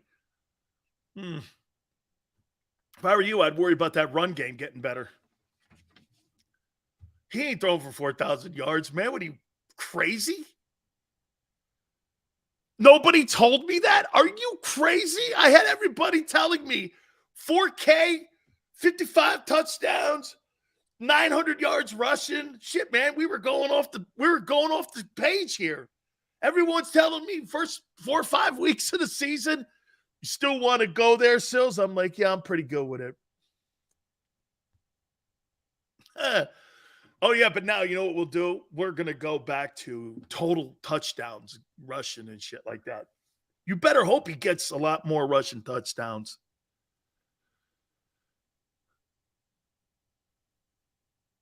My bet is that the Eagles go back to pounding the rock like last year. Amen. With Goedert being out too? You bet. Why not? It's the strength of your team. Remember I told you at the beginning of the year, they're going to end up resorting back to what they are, not what they want to be. You see, the passing game now gets stunted. Why? Because Goedert's out. You got to adjust. That's what the league is. When you lose components on your offense, war of attrition. You see, the thing that the Eagles have that's great here is that they can do both. So with Goedert going out, run the freaking ball, man. I heard Barrett Brooks do something on Sports Take. Like this. Watch this. I'm going to say it, man. Excuse me, Aunt Betty. Fuck the Colts. Run the ball. Smash their brains in. Take that game from them. Don't give them hope. You start jacking around, throwing the ball around, and you start getting 3 and outs like you did against Washington, you're going to get beat again. Pound that ball, man. Pound that ball. Get back into 3rd down. Have Jalen run the freaking ball if you have to. Get back into that. Jalen's not running as much. You need him now because you've lost a big piece of your passing game. Your passing game's not the same now. It's not. The guy who kind of like owned that zone space in the middle of the field was Goedert. He's gone. That's out. So when you're a D coordinator, and I don't have to do this, watch. What are the components that I have to do against the Eagles? Here's what I do. Set the edge. Don't let Jalen break down the edges.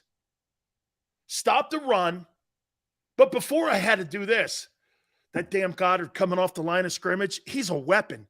He was almost undefensible because there's so few linebackers in the league that could stop a guy like that. His size, his strength, his separation ability, his run after the catch.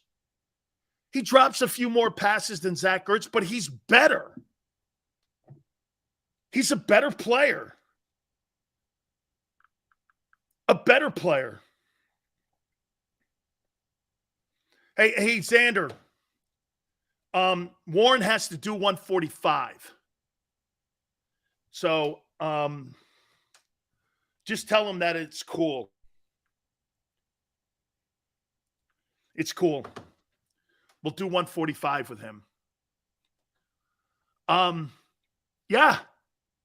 Get back to running the ball, man.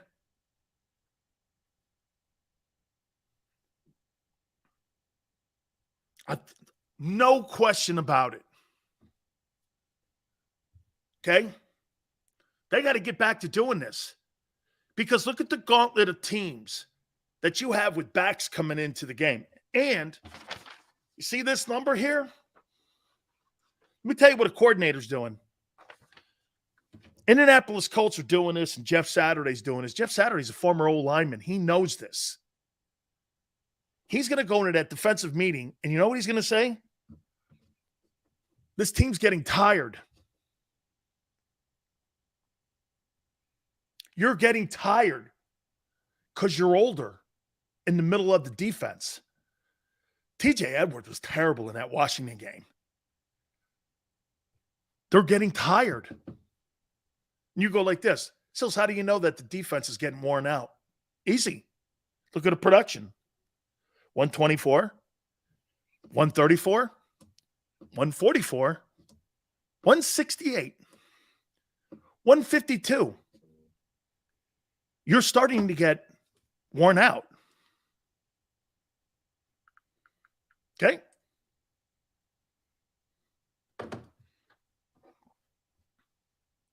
Starting to get worn out.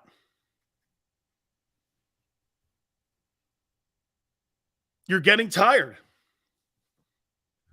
And can I tell you something else too? What I think the problem, tell me if you guys, I'm going to throw a stat at you.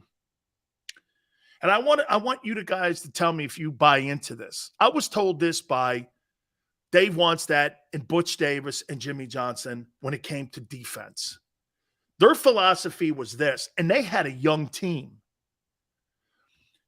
Do you know that they worked their defensive guys harder towards the end of the year? And do you know that they performed better in stopping the run because they worked harder? The year previous, the 2 years previous, they did a stat that the more they laid off and not having hard practices, inside drill, I'm not saying scrimmaging, but hard practices, they saw the points against the rush defense go up. But when they started practicing them harder, that number tended to go down. Activity. Look at the inactivity. 2 games in 30 days? I don't know. 2 days, 2 games in 30 days. They're the worst tackling defense in the league. You're giving up gaping run gaps. You're not filling your gaps.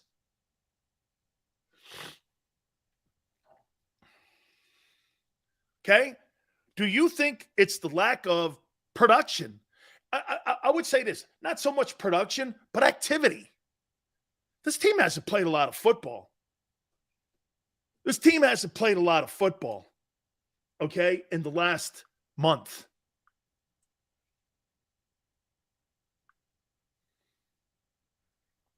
I'm going to take a timeout now because I've got to get to Warren Moon here. He's in the car. So, Xander, I'm going to take a timeout. I'm going to figure it out right now.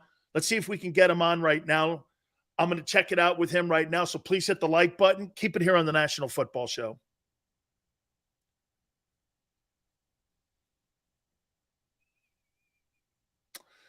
Xander, let's see if we could take a break here. And I'd like to take a break here and see if I can talk with Warren Moon, okay?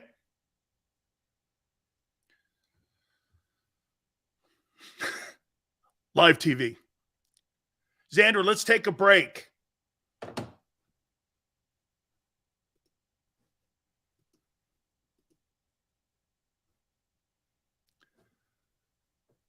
Let's take a break, Xander.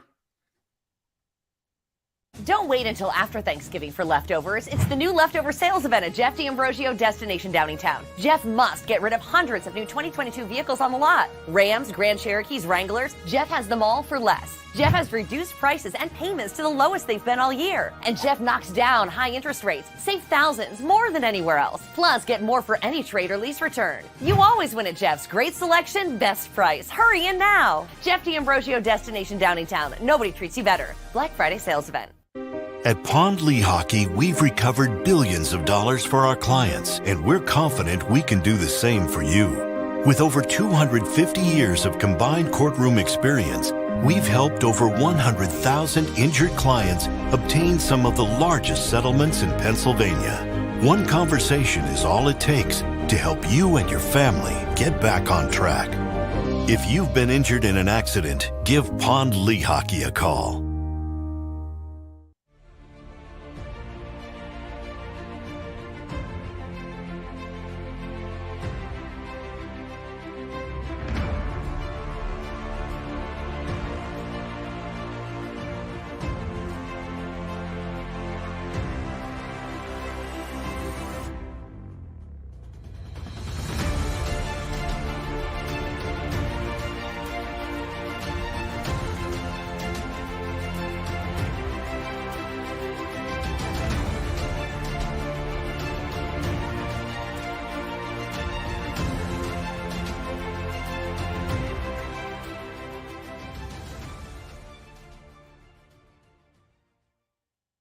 Go for the beers, go for the cheers, go for the hit and the hits, go for the scene, go for the screens, go for the gallery, go for the win, go to Ocean.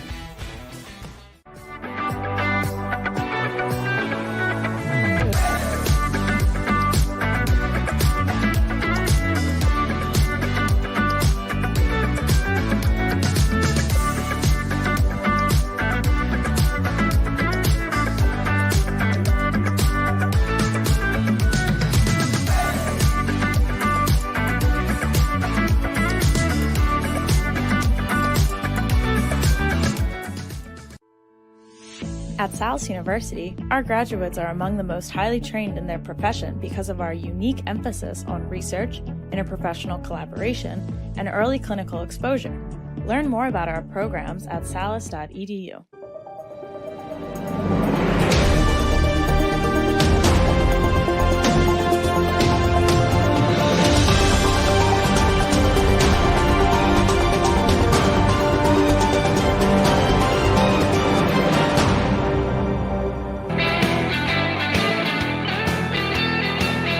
Welcome back, National Football Show. It's your boy, Big Stills. No. Xander listens to one other dude in Philly, I'm not going to say who, and Big Sills. Don't ever worry about that. Warren Moon, by the way, had to take his kid to the doctor, so he'll be with us at 2 p.m. Pacific time. He'll be with us at 4 p.m. Eastern time, so that'll be at the top of the hour. So we'll talk to the legendary Hall of Famer himself. We'll get his thoughts on Jalen. We'll get his thoughts on the way Geno's played. Some of the shots that have been ping-ponging back and forth between Pete Carroll and Russell Wilson. We'll get his thoughts on that and some of the games that have been significant so far this year and get his thoughts on the Eagles. So we'll talk to him. That'll be, again, at the top of the hour. That'll be 5 o'clock Eastern time to talk with him a little bit there too. So, yeah, 5 o'clock. Thank you very much, music. Big Sills and adding. Never plugs in well. All right. Well, so then I want to look at week 11 of the NFL then, because we're going to have Bill Romanowski also at 5:30 Eastern time in hour number 3. So we'll work it all out there. Live television here. So Warren Moon at the top of the hour, 5 o'clock Eastern time. Tennessee, Green Bay. That's going to be a really interesting ball game. Tennessee's playing great football without AJ. I know. I love those tweets that people in Philly were throwing at Tennessee. You guys, he's got more passing yards than the entire wide receiving core in Tennessee. Yeah, they're 6-3. I don't know. They're in the 3-hole in the AFC right now. Could end up being either 1 or 2 by the end of the year again. Why is that? What separates Tennessee? Is it the greatness of Ryan Tannehill? Or is it the fact that they run the ball? Hello, Philly. Stop pretending who you're not. You're not a passing attack. You're a running attack. Act like it. We're going to drop back and we're going to try to beat the Commanders. Hey, you got your head stuffed in. Got your head. Look at 9-1. 8-1, baby. Yeah, we'll see. Oh, I think you're going to drop a couple more now. Goedert being out. You got 2 more L's on the horizon. At minimum. You still think you're winning the NFC East? I think it's going to be a nice little – I think it's going to be a very – see, this is funny because Xander said this. It's been kind of boring for the Eagles. Oh, this thing just got livened up. Oh, this thing got livened up. Yes, sir. 8-1. 8-1. There's another 8-1 team, too. Yeah. Interesting. This is going to be very interesting as we make this stretch run. You guys can't stop the run. You've lost significant players. You're not really a passing attack. Your number 3 guy now has to step up, and he's not been anything in a month. 18 catches, 128. Tyreek Hill does that on every given Sunday. 18 catches, 128. Justin Jefferson does that every weekend. Dallas loss is huge, man. Okay? Baldinger said that Linval's the best DT that they could have signed. Hey, this is what I would make sure you tell Linval, is it? Make sure you tell that guy, hey, listen, lights out at 9:30 at the old folks' home. And make sure you understand that, you can't put your teeth anywhere. And you've got to, we've got other elderly folks here in the defense. So just be careful. Oh, man. Signed a 40-year-old guy. Congratulations. That ought to help. Tennessee, Green Bay. That'll be interesting. Chicago at Atlanta. Let me ask Xander this. Hey, Xander, you liking Justin Fields? Linval just tweeted, he's stopping all that running the ball. God, I love this. This is so great. Best record because we beat the Vikings. Don't worry about it, kid. I'll be here to console you in a couple games. I'll be here to console you. How you liking Justin Fields, homeboy? Hell yeah, Fields looking good. Needs a little time for the game to slow down. He could use an O-line. We shall see, man. Don't the Eagles play him too? Woo! Dan is a complete heel. Come on, man. I love you guys. Don't talk to me so mean. I don't know, man. I tell you what. I know you guys are going to miss Angelo, but you all can come over here. It's all good. Sorry about the y'all. That's kind of worn off on me from my redneck wife. So I apologize for that. You know, she is from Texas, so sometimes some of that redneck stuff kind of like rubs off on me a little. Fixing in y'all. It's now part of my dialogue. Hey, look, folks on a hill. I'm like, what are you talking about, folks? My daughter looks at me and goes, Dad, folks on a hill? And I go, I don't know. Folks on a hill. That thing's as hot as a grease pole on a hot summer day. I go, Kim, who are you talking to? Texas boys, shut your ass up. Well, let me tell you something, 85. There's one thing for sure, man. Okay? In Texas, all the women are good looking. You work where? At a Walmart? You're not on a runway? Holy cow. Hey, when I went to Dallas, when I went and played for the Cowboys, I was really, you work where? Holy cow.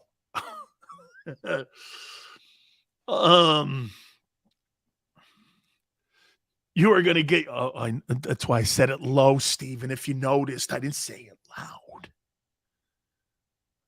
You say it loud. Are you kidding me? Be eating soup tonight. Got to eat, you know, she's got ears, you know. She hears everything. What'd you say? Don't talk about me. My wife don't like the front stuff. She likes it. My wife don't like the front stuff. She likes it in her rear. She's more behind the scenes.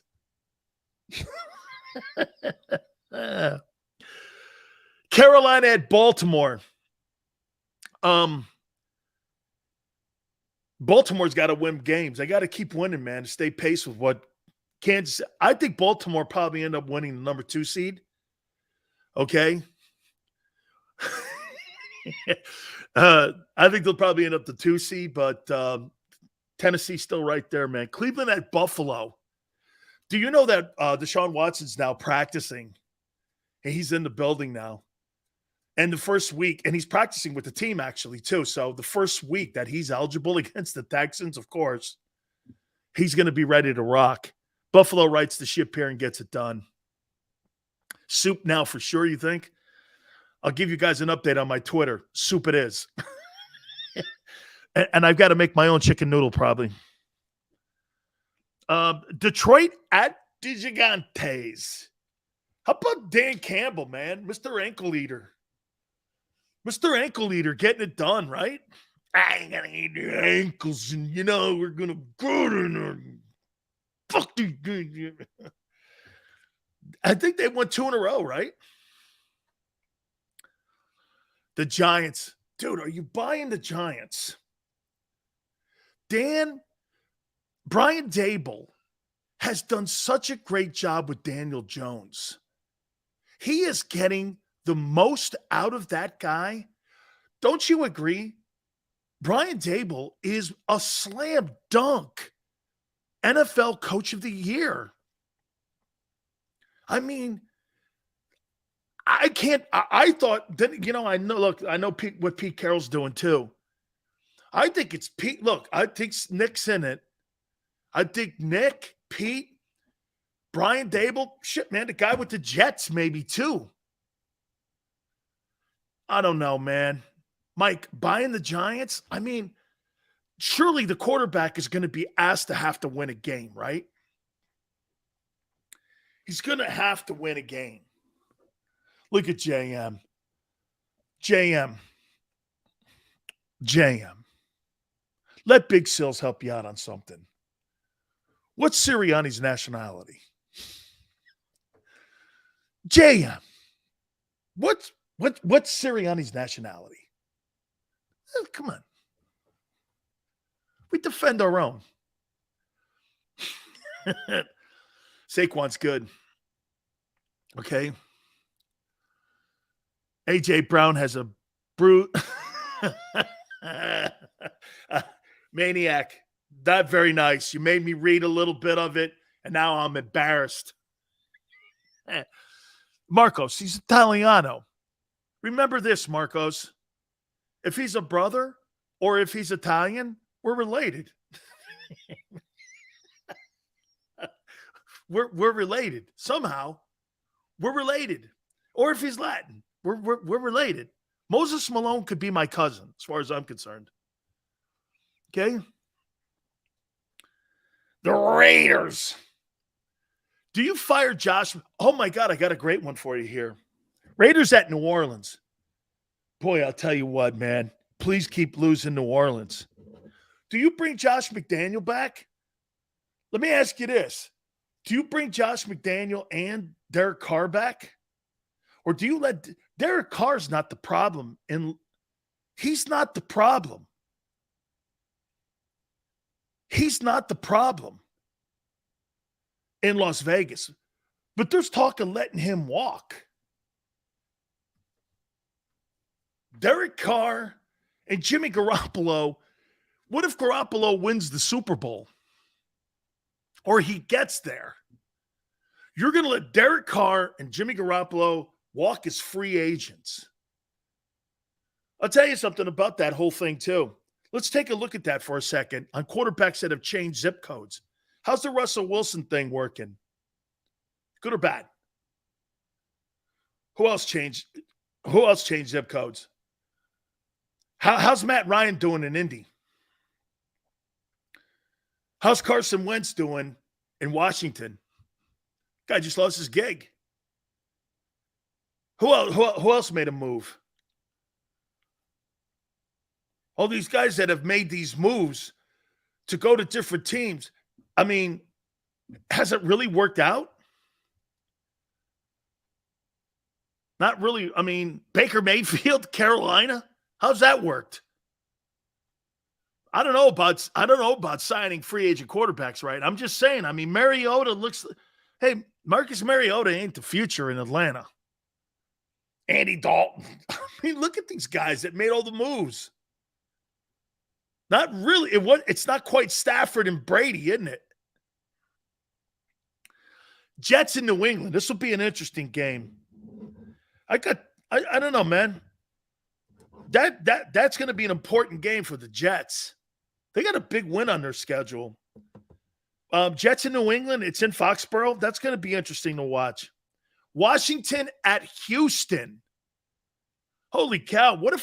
Hey, how about this? What if Washington wins and they go to 5-4 on the season? Holy cow. They go to 5-4 on the season and they're back in the mix to be a playoff team. Could you possibly you couldn't have the whole division go in the playoffs, can you? Has that ever happened? I can't believe how well the NFC East is playing. They're going to get a win. The Commanders are going to go 5-4 in the year. That's crazy. Yeah. Has a division ever sent all four? I don't think they've ever done that. I don't know if you can you? Mike, they're going to go to 6-5? That's right. They'll go to 6-5 on the season. Wow. Dude, Washington, they got a pretty easy stretch run too. Can you imagine? You're going to have the Eagles. I don't know. I don't know, man. I still not with the Giants yet, but you're going to get the Cowboys. They're going to go. Could Washington make it a foursome? That's some division. Only division in pro football that has franchises that have won Super Bowls with all the teams in the division. That's pretty incredible itself. Las Vegas at Denver. Man, there's another one. Russell Wilson has been a failure. He's been a colossal failure. Cincinnati at Pittsburgh. Cincinnati keeps winning. You know, Joe Burrow and that Bengal team started out 0-2. And I believe, if I'm not mistaken, I think they're 5-4. So they go to 6-4 on the season. This is after starting 0-2. Joe Burrow's a good football player. How about this Dallas-Minnesota game? Hey, 29 million people watch the Cowboys play the shitty Packers.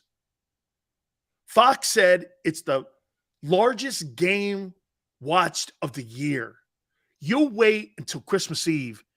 If Dallas doesn't really have to win a lot of games, but if the Eagles only have one loss on Christmas Eve, that thing will have 50 million people watch it. Christmas Eve, Cowboys and Eagles. And the Eagles are like with one loss. Holy cow. That thing will have 50 million people watching it. I mean, it's at AT&T. It'd be at AT&T in Dallas. Man. Dude. And by the way, get ready for this, Eagle fans. Some of your games that I guarantee you that Giants game, when you've played the Giants, Xander, I'll bet you anything. Get ready for long nights because you're going to have quite a few flex games down the stretch. There'll be some flexed football games down the stretch here for NBC Sunday Night Football. Giants, depending on what the Bears do, you're going to see some flex games down the stretch here for the Eagles. So there'll be some Sunday night ball games too. 3 wild card teams, so yes, 4 can go. Marina, that's crazy if they could get that because, look, you know this. Nobody else is coming out of the NFC South. It depends on what Green Bay does, but I see only one team right now coming out of the NFC North. Out west, one team, right? Seattle. And if Washington continues to win, Dallas continues to win, Eagles, Cowboys, you could have 4 teams out of the East. And the rest would be division winners out of the rest of the divisions.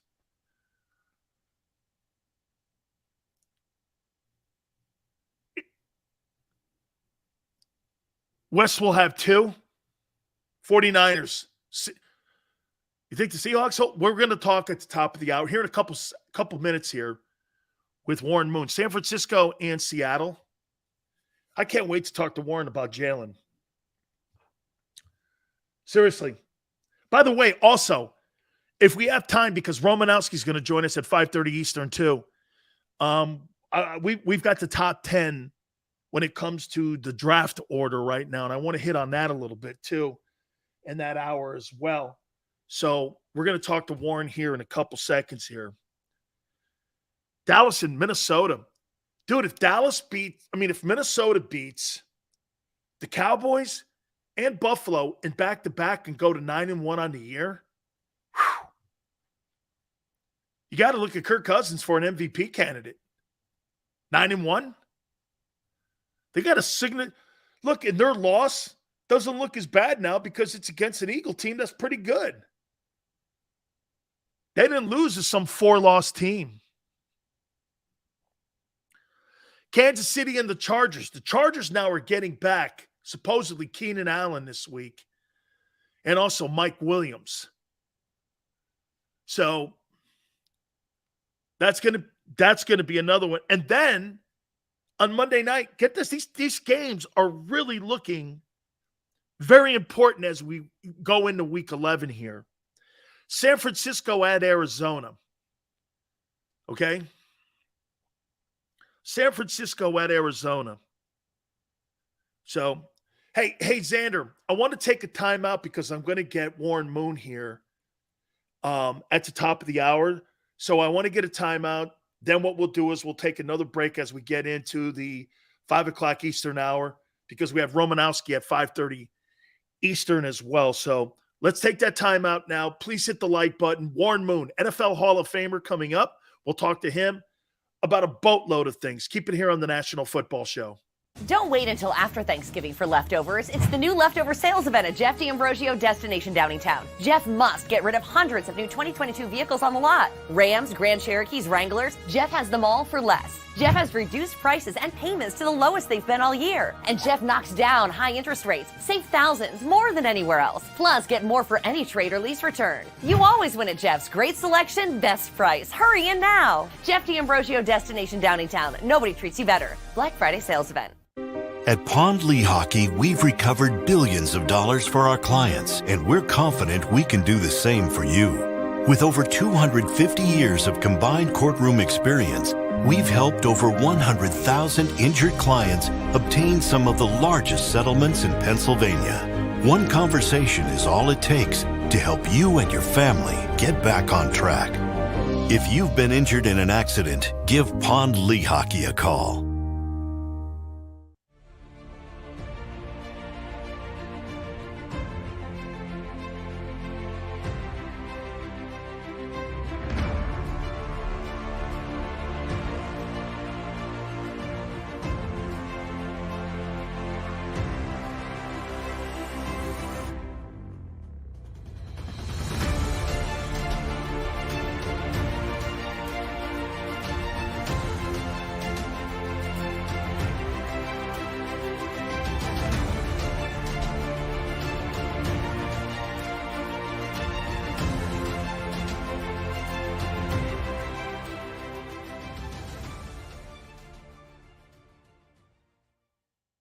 Go for the beers, go for the cheers, go for the hit and the hits, go for the scene, go for the screens, go for the gallery, go for the win, go to Ocean.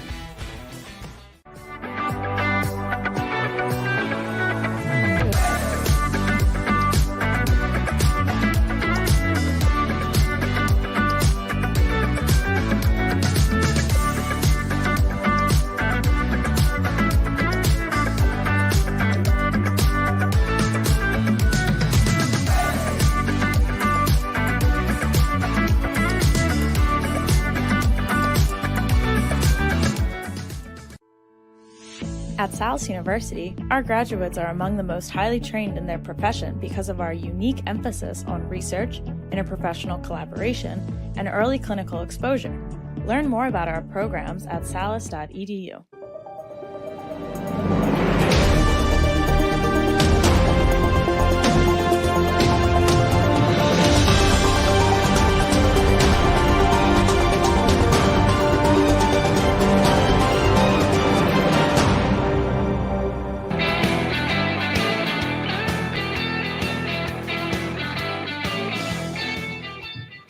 Big Sills, Hour 3 National Football Show. Appreciate it. We're going to catch up here in a couple seconds here with legendary Hall of Famer Warren Moon.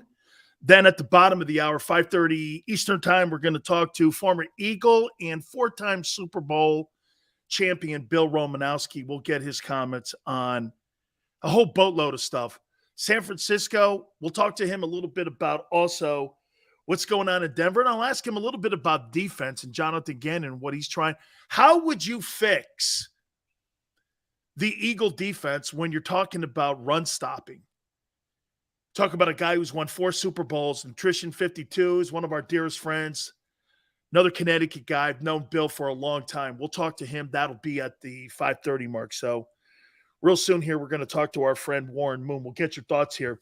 I want to get to this before we get Moon on. Here is the 2023 NFL draft order as we're looking right now from 10 up. Steelers got 10. The Texans have the 9th pick from the Browns for the Deshaun Watson trade, part of the package that they sent him. The Lions right now are at number 8. It's from the Rams Stafford deal. Number 7, Seahawks. That's Denver with Russell Wilson. Look at Pete Carroll. Pete Carroll's kind of in the same position here that the Eagles are in a little bit, right? They get the Denver pick. They're playing good ball. They potentially have a playoff team. We'll talk to Warren about this. How about that, man? They're sitting at the 7 hole right now with Denver's pick. Denver keeps tanking, you got an opportunity to see the Seahawks and the Eagles maybe in the top 5 picks. The Bears are sitting at 6. Bears need offensive line. That's what I would do. 5, Jacksonville.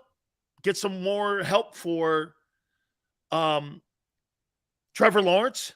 There's the Eagles at 4. The Eagles are sitting now at the 4th pick. And who do they play? New Orleans? They play the Rams. I think the Rams are going to win that game. So the Rams win that game, and they beat New Orleans. Carolina's ahead of them. I don't think Carolina's trying to win any ball games. I'm not sure what the Raiders are trying to do. Josh McDaniels got to be trying to save his job right now. Eagles are sitting at 4. Dude, there's a boatload of ways they can go. We'll talk about that in a minute. Carolina's at 3. The Raiders are at 2. And the Houston Texans are at 1. Obviously going quarterback. And in my opinion, they'll probably end up taking Bryce Young. Bryce Young will go to the Texans. And they're not going to take – I don't believe they take C.J. Stroud. Probably Carolina ends up taking C.J. Stroud. So that would mean this. Will Anderson, does he go to the Raiders at 2? Or do the Raiders move off Derek Carr and draft a quarterback and take C.J. Stroud at 2? Move Carr and get draft picks for him. Carr can command – there'll be a market for Derek Carr. He's not the problem in Las Vegas. He's not the problem. So, again here, look at Seattle where they are right now. Seattle's at number 7 in the draft order here. And, I mean, you're kind of like the Eagles. The Eagles are sitting at 4. They're 8-1. Boy, I'll tell you something. That's been some season for Pete Carroll and the Seahawks here. And I can't wait to talk to Warren Moon on this. Don't forget, Bill Romanowski also at the bottom of the hour at 5:30 Eastern time. Let's bring in the Hall of Famer now, our dear friend Warren Moon. And Warren, first before we start with Jalen Hurts here, what's been the change with Geno Smith, and why are we seeing so much production from Geno Smith in this system where people had this guy dead to rights, Warren? I mean, all of a sudden now they're talking small term and extension with him now. Give me your spin on him. I'm not hearing you, Danny. Oh, you're not? Okay. Let's see if we can fix that here. See if we can get the volume up here. Let's try it again here. See if we can get the volume up here. Hopefully we can get the volume going here with Warren. Like I said, Bill Romanowski, bottom of the hour here too. So hopefully we're able to get this here. Let's see if we can see if he's muted. Let's try Warren again here. See if we can do it here, Xander. Okay, we're going to reset. We're going to reboot it. Geno Smith has been one of the biggest surprises of the year. It's been one of the biggest surprises. And it just shows you what great coaching can do. Look, I'll tell you what they're doing. Xander and I were talking about this with Justin Fields. Look at what Matt Eberflus is doing. They've decided to do something that they're doing in Philadelphia. Run the ball. Okay? Run the ball. And that's how they're coaching Justin Fields right now. So let's see if we can connect here with our friend Warren Moon. Warren, can you hear us? I can hear you, yes. It's low, but I can hear you. Fantastic. I'll move up to the mic there. Can you hear us though? You're all good?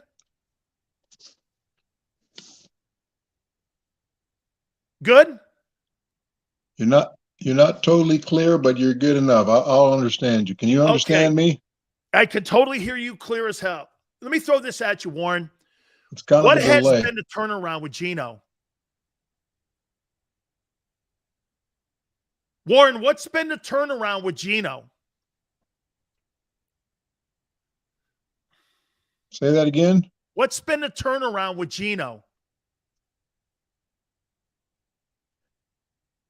Well, I think he's just been, in the league for 9 years now. He's been around a lot of really good quarterbacks. He spent time with Russell Wilson. He spent time with Eli Manning. He spent time with Phillip Rivers. And I think he just learned a lot of things about being a pro, what it takes to study, what it takes to get ready for an opponent. And I think he's applied all those things now that he got his next opportunity here in Seattle. So, Pete really believes in him. He watched him for the last couple of years as a backup to Russell. He did a good job last year when Russell hurt his thumb and they won some football games. So I think they've seen him over the last couple of years, how he prepares and everything. And then he's always had athletic ability. That's never been a question. That's why he was a high round draft pick.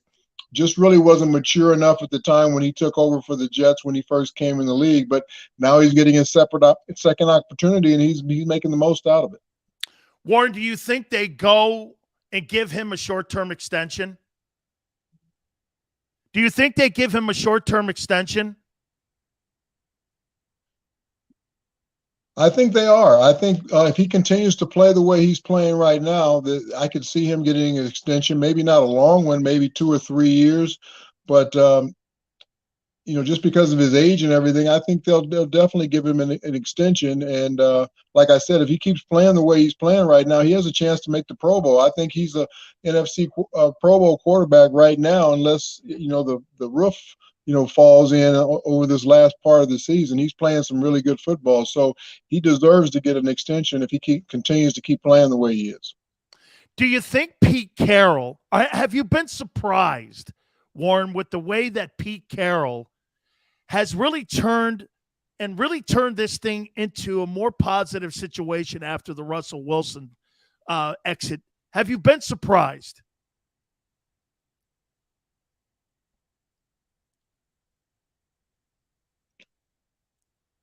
You asked about Pete? Yes. Have you been surprised with the turnaround with Pete? Well, I think Pete's done a great job, him and John Snyder, of drafting a lot of good young players that are going to be around this program for a long time. He's got 2 bookend tackles that are both rookies that, these 2 guys could be with them for the next 10, 12 years. They've done it on every level on the defensive side, defensive line, defensive the backfield, 2 corners that are really good, the type of corners that they like to play, nice, long, lean guys. And then they've got the running back in Walker in the backfield. So they've done a really good job of drafting, and they've got some really good players set for the future. And they've got a lot of draft picks based off of the Russell Wilson trade that everybody thought they were going to have to go and spend those on a quarterback. Now they might not have to do that because of Geno Smith being there. They can use those picks on other positions just to fortify this football team. So they're in really good position for the next 4 or 5 years. Absolutely. I want to take you over to Philadelphia with Jalen Hurts. Warren, have you been surprised with the advancement of Jalen Hurts and his ability? Have you been surprised?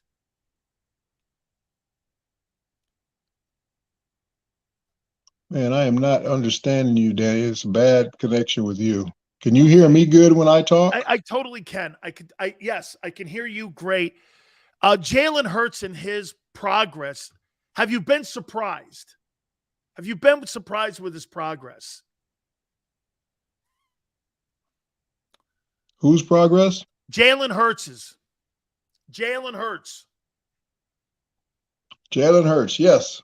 I am really impressed with Jalen. I've always been impressed with him since he was at Alabama. I watched him play there, and he went through his ups and downs there. A guy that went to a national championship and then got benched in another national championship game, went on to Oklahoma and did very well, was a Heisman Trophy finalist, and now he's getting his opportunity in Philadelphia, and he's just worked his tail off. He's just stayed quiet, kept his head down, didn't listen to any of the critics, and he just continues to keep getting better. And what I like what Philadelphia has done is they've put in an offense that takes advantage of his skills, and they're not trying to force him to do something that he's not able to do. So they're getting the most out of him because they're doing the things that he does best. And he's a great leader, and he's shown that at every level that he's played the game. And he's a great leader for this Philadelphia team, even though he's still a young quarterback. Warren, I'm going to ask you one more question because of our connection issues here. Do you think Jalen Hurts is a franchise quarterback? Say that one more time. Jalen Hurts is a franchise quarterback? One more time. Okay, last time here. Do you think Jalen Hurts is a franchise quarterback? Is who a franchise quarterback? Jalen. Yes, no question about it. I mean, he's already showing that. I mean, he took his team to playoffs last year. They have the best record in the league at 8-1 right now. They were just undefeated for halfway through the season, and he's been the catalyst of all of that. And he's another guy that's probably going to be in the Pro Bowl at the end of this season if he keeps playing the way he is. So he only keeps getting better. I think they can see his work ethic every day in that building. That he's getting the results on the field. So there's no reason why he's not a franchise quarterback, and they'll probably get ready to extend him pretty soon. Absolutely. Warren, we're going to go. The great thing about him right now is you don't have to extend him because he's on a rookie deal, and you can continue to keep building your football team until you actually have to pay him the big extension. Thank you, Warren. Appreciate it. Thank you very much. Thank you, Warren. Thank you very much, man. I appreciate it, Warren. Sorry about the connection. That may have been the best interview I've ever done. That may have been the best interview I've ever had on JAKIB Media there. I don't know. But, I mean, that may have been the best one I've ever had. Let's reset this thing here, man. Hopefully Romanowski gives us as many laughs as that one was just now. I apologize for the Warren Moon stuff. Dude, I don't know why I was yelling. It wasn't me. It's him. Sills yells at us. Won't speak loud enough for Warren. Then start writing your questions out and putting them up. You know what? I thought I was going to call him. Hey, Warren. Hey, sports. Had to be the best. That was my best interview I've ever had. Okay? Best interview I've ever had right there, man. Ask Krause to hook up with Comcast Business. Are you kidding? That means extra scratch. I do have a bitch, though, with the Krauses. Okay? I do have a bitch here. I'm finding out now that D. Gunn and everybody over at Oceans, man, they got a green room. These guys are eating shrimp caviar, and these guys are having like filet mignon, and you know they're overlooking the ocean side. Me and Bear can't even get a T-shirt. I mean, they got a green room, they got sandwiches, they got shrimp, lobster. Holy cow! You kidding me, man? I can't even get a hat. I can't even get a hat. Tell the folks you bailed on us. We're invited. See, Xander goes like this. Now tell the truth. Well, you know, what do you mean I bail? I wouldn't call it bailing. Dude, these guys eat like filet mignon and like crepe Suzettes. I mean, you know what Mike Missinelli and D. Gunn, they're drinking out of like martini glasses. And they're all waiting there. They got diamond commercial spots. Big Sills is here grinding it out. I'm a grinder. Everyone else is the caviar. I'm not a caviar guy. I'm more of a hamburger guy. These guys are sitting around. I mean, God, D. Gunn is even Barrett's like, damn, I can't even get White Castle what I'm doing. The Krause's manager, I can't even get a T-shirt. What's his name, too? Rob. He's got shirts and hats and shit, and D. Gunn's staying at Ocean, so got an ocean view. I'm in the Dan cave. Look at Jeff. Hey, Jeff, that's what my wife says. Boo, don't bitch about your job, you jackass. They're looking out for your figure, Sil. Really, are they? Sills, Pete Carroll must like West Virginia players. Geno Smith, Bruce Irvin. I'll tell you what, that's got to be one of the great storylines. It really does. It's got to be one of the great storylines this year. Okay? Sills working out of his daughter's rugby trophy room. My daughter won't let me put her stuff up. It's crazy. She won't let me put it up. I want to put everything up. I'll take all my I promise you. Well, maybe not the rings, but I'll take all that shit down and put her shit up. She's like, no, I don't want to do that. I don't want anybody to see my stuff. I don't, because you know why my daughter doesn't. Hey, Xander, you guys will love this. You know why my daughter doesn't want to put anything of her stuff up? Dad, people hate you. My daughter says this. She goes, Dad, people hate you.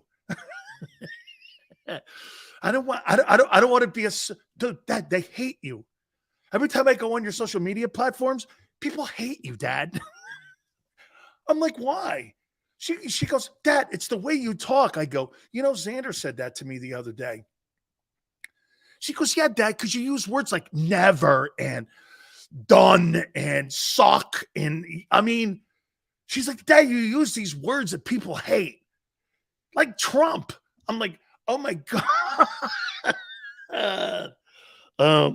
Our country is going to be great again. It's going to be great one more time. Never will we go back to that again. Oh my God. I never thought about it though. My dad goes, my wife and my kid go, Dad, they hate you. But they listen. They go, yeah, they listen because you're obnoxious. I'm not obnoxious. She's like, Dad, you're the most obnoxious human being I know. And my aunt says it. No, my daughter wants nothing. Hey, do you want me to call? No, Dad, please don't call anybody. Yeah. Holy, we don't have to worry about Gina anymore. We don't have to worry about that. Okay. Kun Young Hung Young. We don't have to worry about him shooting missiles off. No worries. I'm watching this thing last night going, holy cow. He's pissing half the world off. Oh, dude. Hey, Birdman. Big Sills haters on Twitter, you think? Yeah. Say, wait a minute. I did not talk about Jalen Hurts in a bad way yesterday at all. But a couple people went out there and started throwing like racist stuff out at me. It doesn't bother me anymore. I don't care. I swear to you. You don't see me. If I have a couple Coronas, Xander will go like this to me. Sills, come on. Right? Why? and he's right. He's totally right. He'll go, Sills, these people are nobodies. I usually have an egg, no face, no nothing. And I'm like, yeah, okay. Hasn't happened in a while. So, but yesterday someone's going, all he does is bash on. I didn't bash Jalen once. It's just a perception. Jalen Hurts didn't cost that team that loss the other night. He did not. Okay? Yeah, Micah Parsons hates me too. He hates me when I bring up the fact that he's on a defense that gives up over 200 yards rushing. Okay? I did not meet Sasaki, but I knew what's the guy who owned New Japan? Antonio Inoki. I knew him. I knew Antonio Inoki. We love you, Big Sills. Look at dude, look at sports there. He gives me as much shit as anybody on this platform. Every day. And that's cool of you, dude. That's cool of you. Thank you very much. Sports, thank you. Dude, watch this. You give me more shit than anybody on here, or as much as anybody on here. And yeah. Thank you. Means a lot, man. Yeah, some people, they just don't know. Let me reset everything here till we get Bill Romanowski at the bottom of the hour here. Hopefully he has a better microphone. He'll probably use his phone, so it'll probably be better here. Who's the DT they signed? I don't know what he's going to bring to the mix.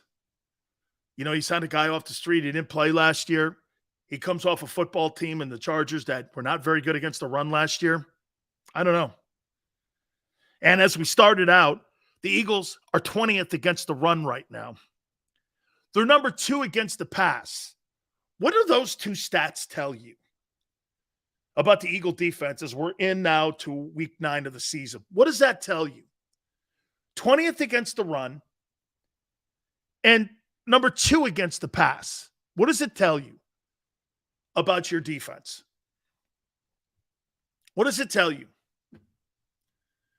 The numbers that you see with the limited amount of points that are being put up and the limited amount of yardage through the air that's being put up. So what, you're number 2? Really means nothing because you haven't really played a quarterback. Look at the guys that you've played in the last consecutive weeks. Who's the quarterback in Pittsburgh you played? The rookie kid, right? Kenny Pickett. So you played against a rookie quarterback in Kenny Pickett. Then you turn around, you play David Mills. Now you're going to play Matt Ryan. You just play Tyler Heineke. You're not going to see prolific numbers in the passing game. You're just not. So if you're number 2, I don't know, you haven't really played anybody. So that number 2 ranking in pass defense, that number is going to be good, especially when you're getting killed on the run. If I don't have to throw the ball against the Philadelphia defense, why would I? The numbers that we threw out in hour 1, 124, 134, 144, 168, 152. These are in the last 5 weeks. The last 5 weeks of the season. Now, I'll tell you what, the new kid they bringing in, maybe he's got fresh legs because the 2 defensive tackles that you have right now can't stop the run. And the problem with that is that they can't stop the run. Dude, you're paying them combined almost $30 million. Again, we're looking at, again, you guys keep telling me Howie Roseman's made a lot of great. Now that we're getting into the mid part of the season, let me ask you this again, because I asked you this 3 weeks ago. I'm going to ask you again here on it. How do you think Howie Roseman, give me a letter grade on what you think Howie Roseman's signing of free agents and building that defense has been so far this year? Give me a letter grade. After 9 weeks, knowing that we got a tough stretch coming up, and you're starting to see a little bit of an identity. Plus with the defensive coordinator that you have. Tell me what you think Howie's job has been and how he's built that defense. A-? A? You can't stop the run. You're giving that defense an A? A B? A-? You're kidding me. That's a C-plus defense at best. Your corners are really good. Your linebackers are good. Your front seven's not. C-plus is me, man. A? No way. No way. Dude, the most significant move they made. CJ's great. I give you this. He's going to make a ton of money. Okay? He's going to make a ton of money in free agency. He ain't staying in Philly because he ain't going to stay at the safety position. You know why? Safeties don't make as much as corners. And he's going to tell everybody, see, I can play safety if you need, but I'm a corner. He may want to reevaluate that because he's been a hell of a safety this year for them. Jordan Davis being hurt, man, I'll tell you, 23 plays a game has been that much of a significant part of the run defense. Whew. I'll tell you something about Jordan Davis, man. He's not a stat filler at all. He'll never be. That guy's never going to be a stat filler. Okay? I thought he wanted to get paid as a safety because he was a slot corner. Xander, the safeties don't make as much money as a corner, so he would probably want to go out and make that money. However, if I'm his agent and I'm his team, try to get them. Look at what Jamal Adams got. I mean, look at what Seattle did. Seattle, I think they traded I think they may have even traded 3 first-rounders for the guy with the Jets. And he ain't that good. He ain't that good. He's going to make 17, I think the franchise tag is 17.7 for corners. Safeties, it's not that high. Okay? Now he's gone. He's not going to stay. Why would he stay? You're not going to pay him. And by the way, Darius Slay's deal's up in 2023. He's going to be 32 years old at the top of the calendar year here in a couple weeks. Are you going to pay $18 million to a 32, 33-year-old corner? I don't know. You think Howie just is going to throw $18 million out to Darius Slay? Interesting to see. And then turn around and play Bradbury? You got a lot of decisions to make. We've been talking about this in the secondary. And you got to fix the most important thing right now, your run defense. Your run defense has to be addressed. Now, some would say, Sills, it has been. Jordan Davis. Okay, fair enough. Well, he's got to play more than 20 plays. He's got to play more than 20 plays a game. Dan, if you had one drive, Bubby Brister or Bubby Brister or Mike Tomczak, two turd quarterbacks. Sills, how many yards does Cousins throw on Dallas? See, to me, I'm not doing that. I'm running Dalvin Cook at them. Why would I go into the teeth of the lion? Why would I do that when I could shoot him from 30 yards away with a rifle? Why would I do that? Make my life simpler. I don't want to go at the lion with a knife. I want to shoot him with a rifle because I don't want to get hurt. You got Dalvin Cook. I'm running Dalvin Cook right down Dallas's throat. I think the Vikings run the ball for 250 yards on them. I think Dalvin Cook has a big game. Justin Jefferson, I don't want him to have a big game. Why would I give Micah Parsons and Lawrence an opportunity to sack and strip sack Kirk Cousins, which he's known to do? In a game like that, be smart. This is where Mike Zimmer wasn't smart because he would throw the ball. Dude, run Dalvin Cook. The best backs in the NFL, you're facing one of them on Sunday in Jonathan Taylor. Okay? But Dalvin Cook is in that conversation with Derrick Henry. He's a hell of a player, man. I'm gonna run that guy right at Dallas. The last 2 weeks, the Cowboys have given up over 200 yards rushing. Bears and Packers, not stalwarts either at running the ball. Okay? Not stalwarts. Jefferson's underrated. I don't know how underrated you could be here. JM goes, what's harder to talk to, your grandmother or Warren Moon? I don't know, man. Sometimes the old guys have a hard time with the connection issues, man. Chris says, Sills, do you think Sirianni reprimands Gannon after the sorry display? No, I don't think he does that. No, I don't. Yes. Xander, did you send Bill Romanowski? We got it going on today with these guys. Did you send Bill Romanowski? Can you connect with him, please, for me? Let's see if we can get Bill on here. I know, man. I don't know, Xander. Let's see if we can get him on here. I apologize about this, guys. Some days it's like this. Some days, Warren Moon, let's see if Bill can hear it. Let's see if Bill can hear us, man. Hopefully we can get him on here.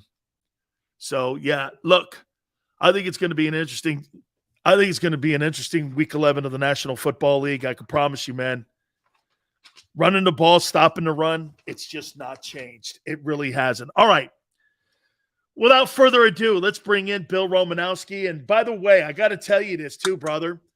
Barrett Brooks said to say hi to you. He said, that's my dog, man. I mean, I said, I'm getting Romo on. He goes, Dude, I love that guy. So Barrett says hi to you, brother. He's a good man. He's a good man. So, great to be on with you, Dan. Appreciate it. Hey, right out of the gate here, have you been surprised with the play of Jalen Hurts? I think, pretty blown away. But what they've done, Dan, is they put the pieces around him. They've got a really good defense. They're executing at a really high level. It's because you got talent. When you have talented football players, they're able to go out and execute for you. They're able to catch the football. They're able to run the football and block and do all those things. So at the end of the day, they put a lot of great pieces around Jalen, and he's executing, and it's great to see. Bill, help me out and tell everybody here. I want to give you some numbers here about the Eagle defense. This is the last 5 weeks, Bill. 124 yards rushing, 134, 144, 168. And against Washington in the loss, they gave up 152 yards. Is there anything you can do this time of the year to help that number? Because to me, it looks like it's getting worse as the season's going on. Is there anything you can do schematically? Because you are who you are in your roster. Yeah. You know what, Dan? I mean, it comes down to this. You got to put 8 in the box to stop the run. And if you put 8 in the box to stop the run and you can't stop the run, you're not going to put a 9th guy in the box. So there's really not a lot you can do. There's one thing about stopping the run, and this is something that George Seifert used to say. He said, I can call the perfect defense for you guys, but you guys have to go out and execute. A group of men on Philly have to decide on defense that they're going to kick some serious butt and start rocking people and get physical up front and stop the run. And right now it's not happening. And if they don't fix it, that's going to hurt them down the stretch here. Absolutely. Bill, I say this to everyone. Playing defense is not a position. It's an attitude. If you don't have the attitude to play it, I don't care what kind of scheme you have, what kind of defensive coordinator you think you have. You got to have people going out there and want to eat. And you got guys out there right now milling around. And, they kind of changed it to a 2-gap technique, which means the linebackers like you get fame and slugs like me at the 2-gap. Some guys I just don't think have bought into what they're doing there in Philadelphia. I want to take you over now to your 49ers. Bill, I don't want to say this, and I don't mean this, but the Trey Lance injury may have been the best thing happened to this football team, and I know it's horrible to say, but at the end of the day, is that not the truth? Dan, it's the first thing I said. I did a bunch of interviews in the Bay Area, and the first thing I said is this might be the best thing that ever happened to the San Francisco 49ers. And they're going to be a better football team with Garoppolo. They're going to execute better. Hey, the jury's still out on Trey. The jury was still out on Trey Lance. And I don't know about you, but what I see in Trey Lance is I see fear in his eyes, is what I see. And when you got a quarterback that has got fear in his eyes, I don't know if you can fix that, Dan. I really don't. And I think, Garoppolo, bringing on Christian McCaffrey, they're getting healthier right now. They're going to be tough to beat down the stretch because they play really good defense and they can run the football. You got to be able to run the football still. I still believe in that. And I think that's, some of these teams that are just think they can pass their way into the playoffs. Hey, they're kidding themselves. You got to be able to be physical up front and win in the running game, and that's going to help you in the passing game. Bill, they're in a really weird place right now, John Lynch and Kyle Shanahan. Kyle Shanahan is 9-29 as a head coach without Jimmy G. And Jimmy G as a starter is 41-17. I mean, he goes to another NFC title game and he goes to another Super Bowl. Are you really going to move off of him in the offseason and give the keys to a guy in training wheels who you and I both look like he's got happy feet in the pocket? And I'm with you, man. Guys who have happy feet in the pocket, to me, you have to have courage in the pocket when you're a quarterback. And I don't know if it's a courage thing with him or not, but you see the guys taking off that run out of the pocket. I don't think they have the courage to get hit back there. So you're going to move off him? Yeah. You know what? I think if they are really successful this year, and here's what I think it's going to take, Dan. I think it's going to take a Super Bowl victory. Wow. I really do. I think that's what it's going to take for the 49ers winning the Super Bowl and Jimmy G being a big part of that. And if they're able to get over the hump and do that, that will probably be what it is to secure a spot for him. But other than that, hey, he's already been to the Super Bowl and they weren't able to close the deal. So because of that, I think that is, what made them, go out and leverage a bunch of draft picks and give up part of their future for Trey Lance. And I tell you what, I wonder if he's a bust. I'm just saying if, who are they going to hold accountable? Is it going to be John Bill, Lynch? I'm with you. I don't know if it's going to be John Lynch or Kyle, but I would hate to see, who made that decision. And if it's both of them, both of them might be held accountable and it might be the end of them in San Francisco. Boy, they gave up a lot of draft capital, too, to get them there. Two more questions on some teams here, and I want to get into some of the stuff that you're doing here in a second, Bill. The addition of Christian McCaffrey means what to Jimmy Garoppolo and to Deebo Samuel and to the Niners? I mean, I'm with you, Bill.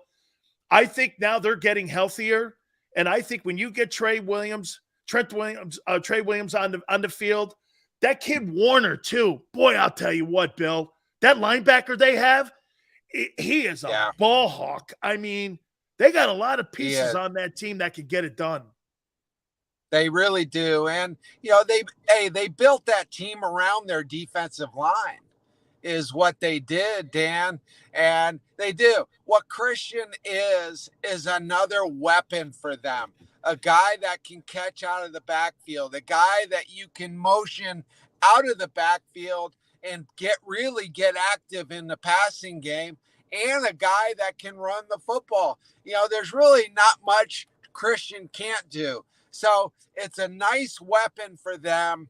And as soon as I saw them, make that move for Christian, I texted Christian. I said, get ready.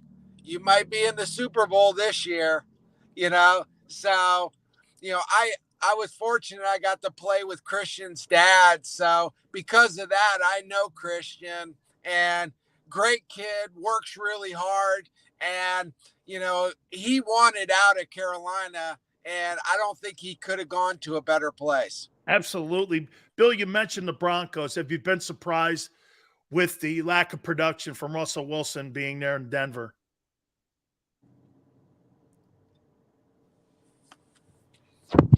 Bill, have you been surprised? Have you been surprised by the lack of production in Denver with Russell Wilson? You know what? Here's what I see in Russell Wilson.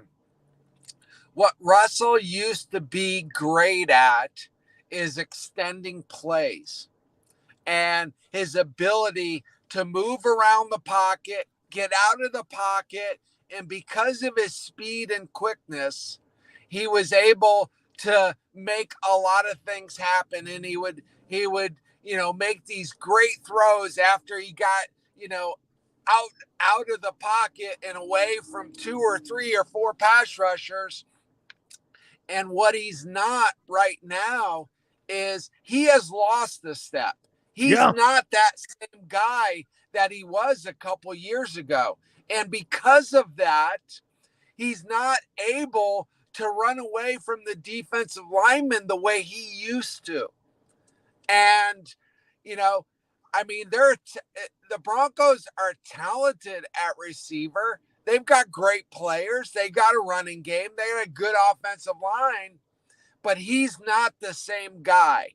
And I don't think he's ever been a phenomenal pocket passer. And because of that, I think maybe they made a really big mistake. Absolutely. Bill, I want to get into 2 things that you're doing. I want to get into Nutrition 52 here in a second here, but Rev Social Network, explain what this is. You're involved with a new a social network here. Tell me what this is. Yeah, I just took a position, head of business development and corporate wellness with them. And, because of Nutrition 53 and my involvement there, it's easy to handle corporate wellness. And,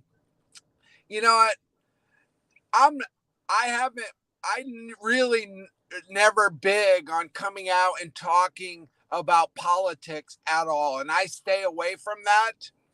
But one thing that I feel strong about, Dan, is being able to speak and have my voice heard. And if I'm a Republican or if I'm a Democrat, I want to be able to say what I want to say and not be shut down because of that.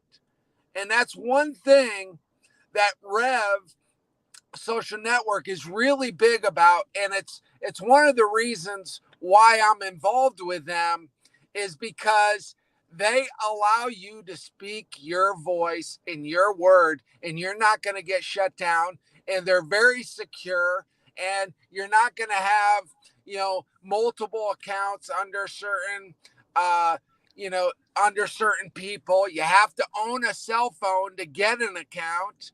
And so I really like the security of it. And I like the ability that I can speak my voice and have it heard and not be shut down or canceled because of it. So it's a platform that people can go to, and within reason, the guardrails aren't where it is, and it's not skewed to one demographic, either liberal or conservative. It's wide open. Yeah. And hey, I always say to people, fiscally, I lean to the right, and socially, I lean to the left. And that's kind of where I'm at. And I would love to be, and now I'm able to speak that way and not be shut down and not have issues with Nutrition 53 because of that. And I'm excited to join the team there. They're a really great group. And I think we're going to do some amazing things and allow people to speak their voice. I love it there. Hey, Nutrition 53 for the holidays, Bill. It's one of the absolutely best websites. I got a box a long time ago. My cousin lost a ton of weight using it. And it's been something that's been very, something front and center with you, because you've always been huge on this stuff. I'll talk about a little bit. I love when I hear you talk about it too, Bill, because it's about your passions. Yeah. And you know what? That's why this wasn't about making money for you. This was about something that you loved. So talk about Nutrition 53 a little bit. The big thing when I left the league, I was 245 pounds. I wanted to get leaner. I wanted to stay fit. And you do that by eating the right things. And starting Nutrition 53, our flagship product is Lean One, which is a fat burning meal replacement. And to me, it's not about necessarily losing weight. It's about losing body fat. That's the key thing. It's the fat around your organs and around your body that really affect you. I want to make people healthier. And Nutrition 53 has given me, the vehicle to be able to help people lose weight, help people sleep better, and help them think better with our Lean One Neuro, help them sleep better with our Lean One Sleep, and then our Lean One Fat Burning Meal Replacement allows people to, in a really good tasting way, get leaner and more fit just having a shake a day. And I make it taste really good for people. So I have this saying, losing weight, getting lean and fit never tasted so good with Lean One. When's the last time you had a Twinkie, Bill? Dan, that's funny you bring that up, because I used to love Twinkies when I ate Twinkies all the time when I was 8 years old. But I think it's probably been, I bet it's been since 8th grade. Since I've had a Twinkie. Yeah. Back in New Britain. How about a devil dog? Oh my God! I could eat I could eat a box of those things when I was younger. Now, hey Bill, I eat a Tic Tac. I gained 15 pounds. You remember ring dings? Love the. Oh my God, the wheels too, man. The ho-hos too. Those Yankee Doodles, man. You put the Yankee Doodles in the milk, you dunk them, man. It's a bad. Hey Bill, I got you, man. Hey, all the great success to you, Bill. I mean, I followed your career a long time when you were at BC. I always really admired what you did too. The 4 Super Bowl championships. You're a Connecticut guy like me too, man. So thank you so much for doing this, brother. I appreciate it. Happy holiday to you. Great success with 53 and the new Rev Social Network, man. Thank you so much, brother. Okay. Thank you, Dan. Take care. You got it. Bill Romanowski. We'll take a quick time out. Hit the like button. Keep it here on the National Football Show. Don't wait until after Thanksgiving for leftovers. It's the new leftover sales event at Jeff D'Ambrosio Destination Downingtown. Jeff must get rid of hundreds of new 2022 vehicles on the lot. Rams, Grand Cherokees, Wranglers. Jeff has them all for less. Jeff has reduced prices and payments to the lowest they've been all year. And Jeff knocks down high interest rates. Save thousands, more than anywhere else. Plus, get more for any trade or lease return. You always win at Jeff's. Great selection, best price. Hurry in now. Jeff D'Ambrosio Destination Downingtown. Nobody treats you better. Black Friday sales event. At Pond Lehocky, we've recovered billions of dollars for our clients, and we're confident we can do the same for you. With over 250 years of combined courtroom experience, we've helped over 100,000 injured clients obtain some of the largest settlements in Pennsylvania. One conversation is all it takes to help you and your family get back on track. If you've been injured in an accident, give Pond Lehocky a call.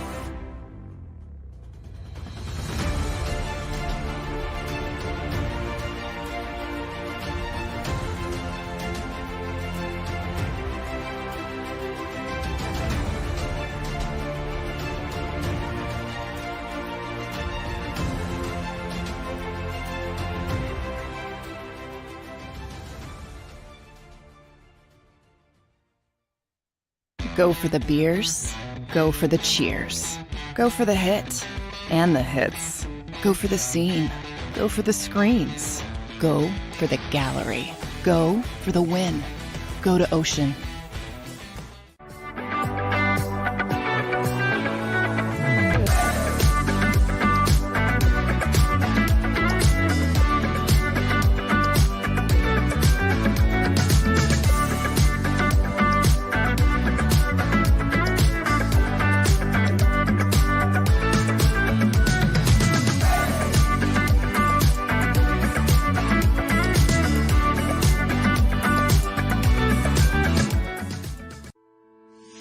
At Salus University, our graduates are among the most highly trained in their profession because of our unique emphasis on research, interprofessional collaboration, and early clinical exposure.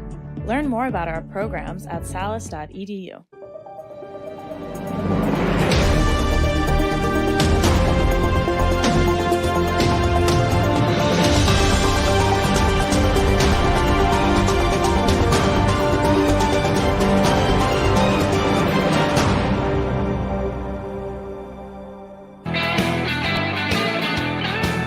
Wish we could hear Romanowski. Unlike Warren Moon, man. Holy cow. Big Sil's National Football Show. I text Frank Reich. I tried to get him on. He's like, come on, man. You know I can't do that right now. And I go, I have a question for you. Are you giving intel to Nick Sirianni for this week's game against the Colts?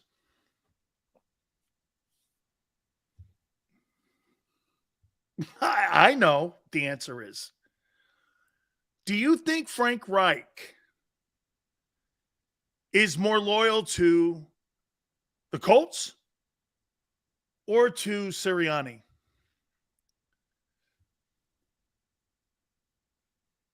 Would you guys like to know?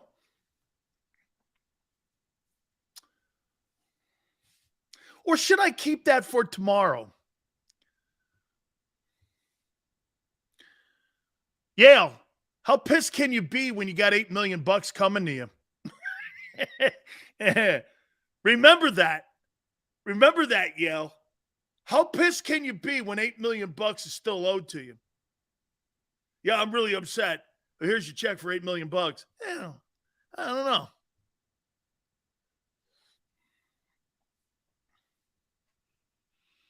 know. So, here, I'll give you this much.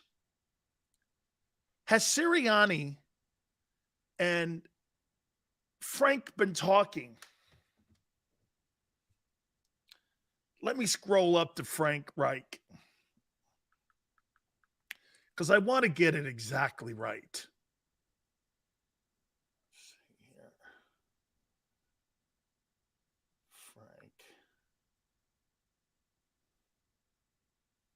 Frank Reich. Let's see here. Let's see here. Here it is. I just want to make sure. Well, here, let me delete this one to Xander because he's got some numbers there. Here's who I've talked to today. Frank Reich, Bill Romanowski, and Warren Moon. So, how do I do this? Because I don't want to get to my other super. Oh, I'm sorry. Did we miss it? It must have been during the interview. Xander, if we can bring that one back up again, because we may have missed it for Flex here. Yeah, because I'd like to hold that. Maybe I'm going to hold that till tomorrow. I don't know. See if we can get Flex's other super chat up. Edge rushers and cornerbacks is the priority in the first round. This draft, without a doubt, needs to get younger on every level of defense, with all due respect. Absolutely, man. Your linebackers are good enough. You should keep every one of the linebackers. Okay, but your edge rushers, Derek Barnett, love you. Goodbye. Both tackles, maybe keep Hardgrave. Milton Williams, I'm definitely keeping. The rest of them guys, see you. I get rid of the whole crew. Cornerbacks, the DBs, I'm bringing everybody back if I can afford it. Okay? But that whole defense, I get rid of almost the entire front seven. Hey, and can I say this to you guys? Okay? Dude, it's week 9. And no Nakobe Dean. Come on. Can we say it? I don't know. Not a good first year. You can't get on the field, and you're getting killed on the run. It's not like these linebackers are playing great the last 5 weeks. You're getting killed. You're getting killed on the ground game. And what do they do in the SEC? They run the ball. And you can't put him on the field at all in any way? Get him reps? Anything? I tell you what, I'm a little disappointed that he's not good enough to play. Steal of the draft. Could be another Howie flop. It's week 9. And he can't get on the field? Dude, 5-star. I know you're not saying anything crazy here, but maybe that, again, why he dropped in the draft, because you know why? You put him next to Hassan Reddick. He looks smaller than Hassan Reddick, and Reddick is undersized. Oh.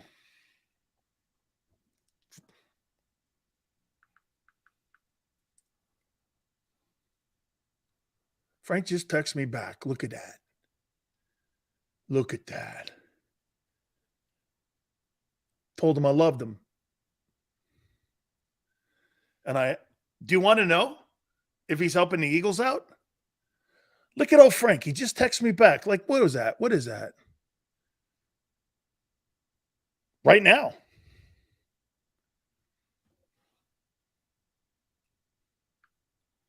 Are you helping the Eagles or the Colts this week?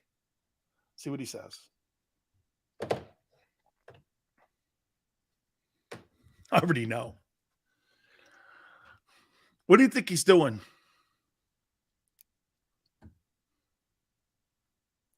You could be watching.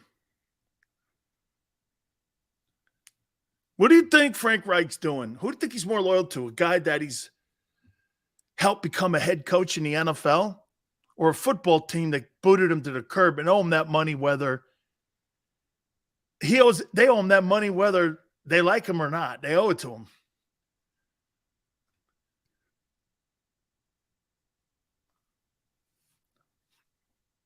You're damn right he's helping the Eagles. He's giving them a scouting report. Wow. Would it shock you if he gave Nick Sirianni a play? Wait, Nick Sirianni probably has a playbook. A Colts playbook. He probably has a Colts playbook. But Frank probably gave him the playbook for this year. All the audibles. Hey, dude, seriously. The Colts have to change all their audibles this week because Frank probably told them to them. Check with me's, Omaha's, all of that. Defensively, too. All the signals. What you don't think Frank has gone over with Jonathan Gannon what the signals are for the defenses and what they run? If they're going to blitz or not? Dude, that's the only thing I need to know. Because I can watch a film on the rest of the shit. I want to know what your check with me's are. I want to know what your audibles are. I want to know what kind of schemes you play when you're 3rd and long or when you're 2nd and short. I want to know all that shit. Okay? That, to me, is the most important thing that I want to know. Your audibles, check with me's, and situational defensive play calling. Does he like to play call this way or that way? Now, they got a new offensive coordinator calling plays because Frank used to do a lot of that bullshit. Okay? So they got a new guy in there calling plays. So I'm sure they've switched that stuff up a bit. Yeah, he's probably – especially this week, because they know the connection between Sirianni. You clearly had to know that. Yeah, I mean, when you fired him before you were going to play the Eagles. And if you're Jim Irsay, you knew he was immediately going to get asked questions. You don't think Howie's already talked to him about joining the coaching staff as a consultant? Hey, I'd like to come over and coach with us here. We'll pay a consultant fee. Like I told you, I wouldn't be shocked if he's in the building already. Why wouldn't he give that? Hey, dude, he wants to see his protege have great success. Why wouldn't he? Thanks, Frank. I love you, brother. Always boys. Always. Guy who delivered a Super Bowl for you guys. I'm friends with. How you doing? Hey, guys, I appreciate it, man. Sorry about Warren Moon, man. Kind of got a little chaotic there for a little bit, but all good. You guys were awesome today. I appreciate it very much. Please hit the like button. Merrill Reese, we're going to talk to the legendary voice of the Eagles tomorrow. We will also try to get some people from Indianapolis on too. And so we're going to talk to some of the play-by-play people there with them. We'll see what we can dig up here on this Colts team. We'll get ready for this Sunday's game against Indianapolis. Please hit the like button. Thank you so much, Xander. All those interviews will be posted. Yes, I would assume some of the Warren Moon, maybe, okay, would be put up there, but Bill Romanowski for sure. Thank you guys again. Till tomorrow, 3 to 6 Eastern. We shall see you on the flip side.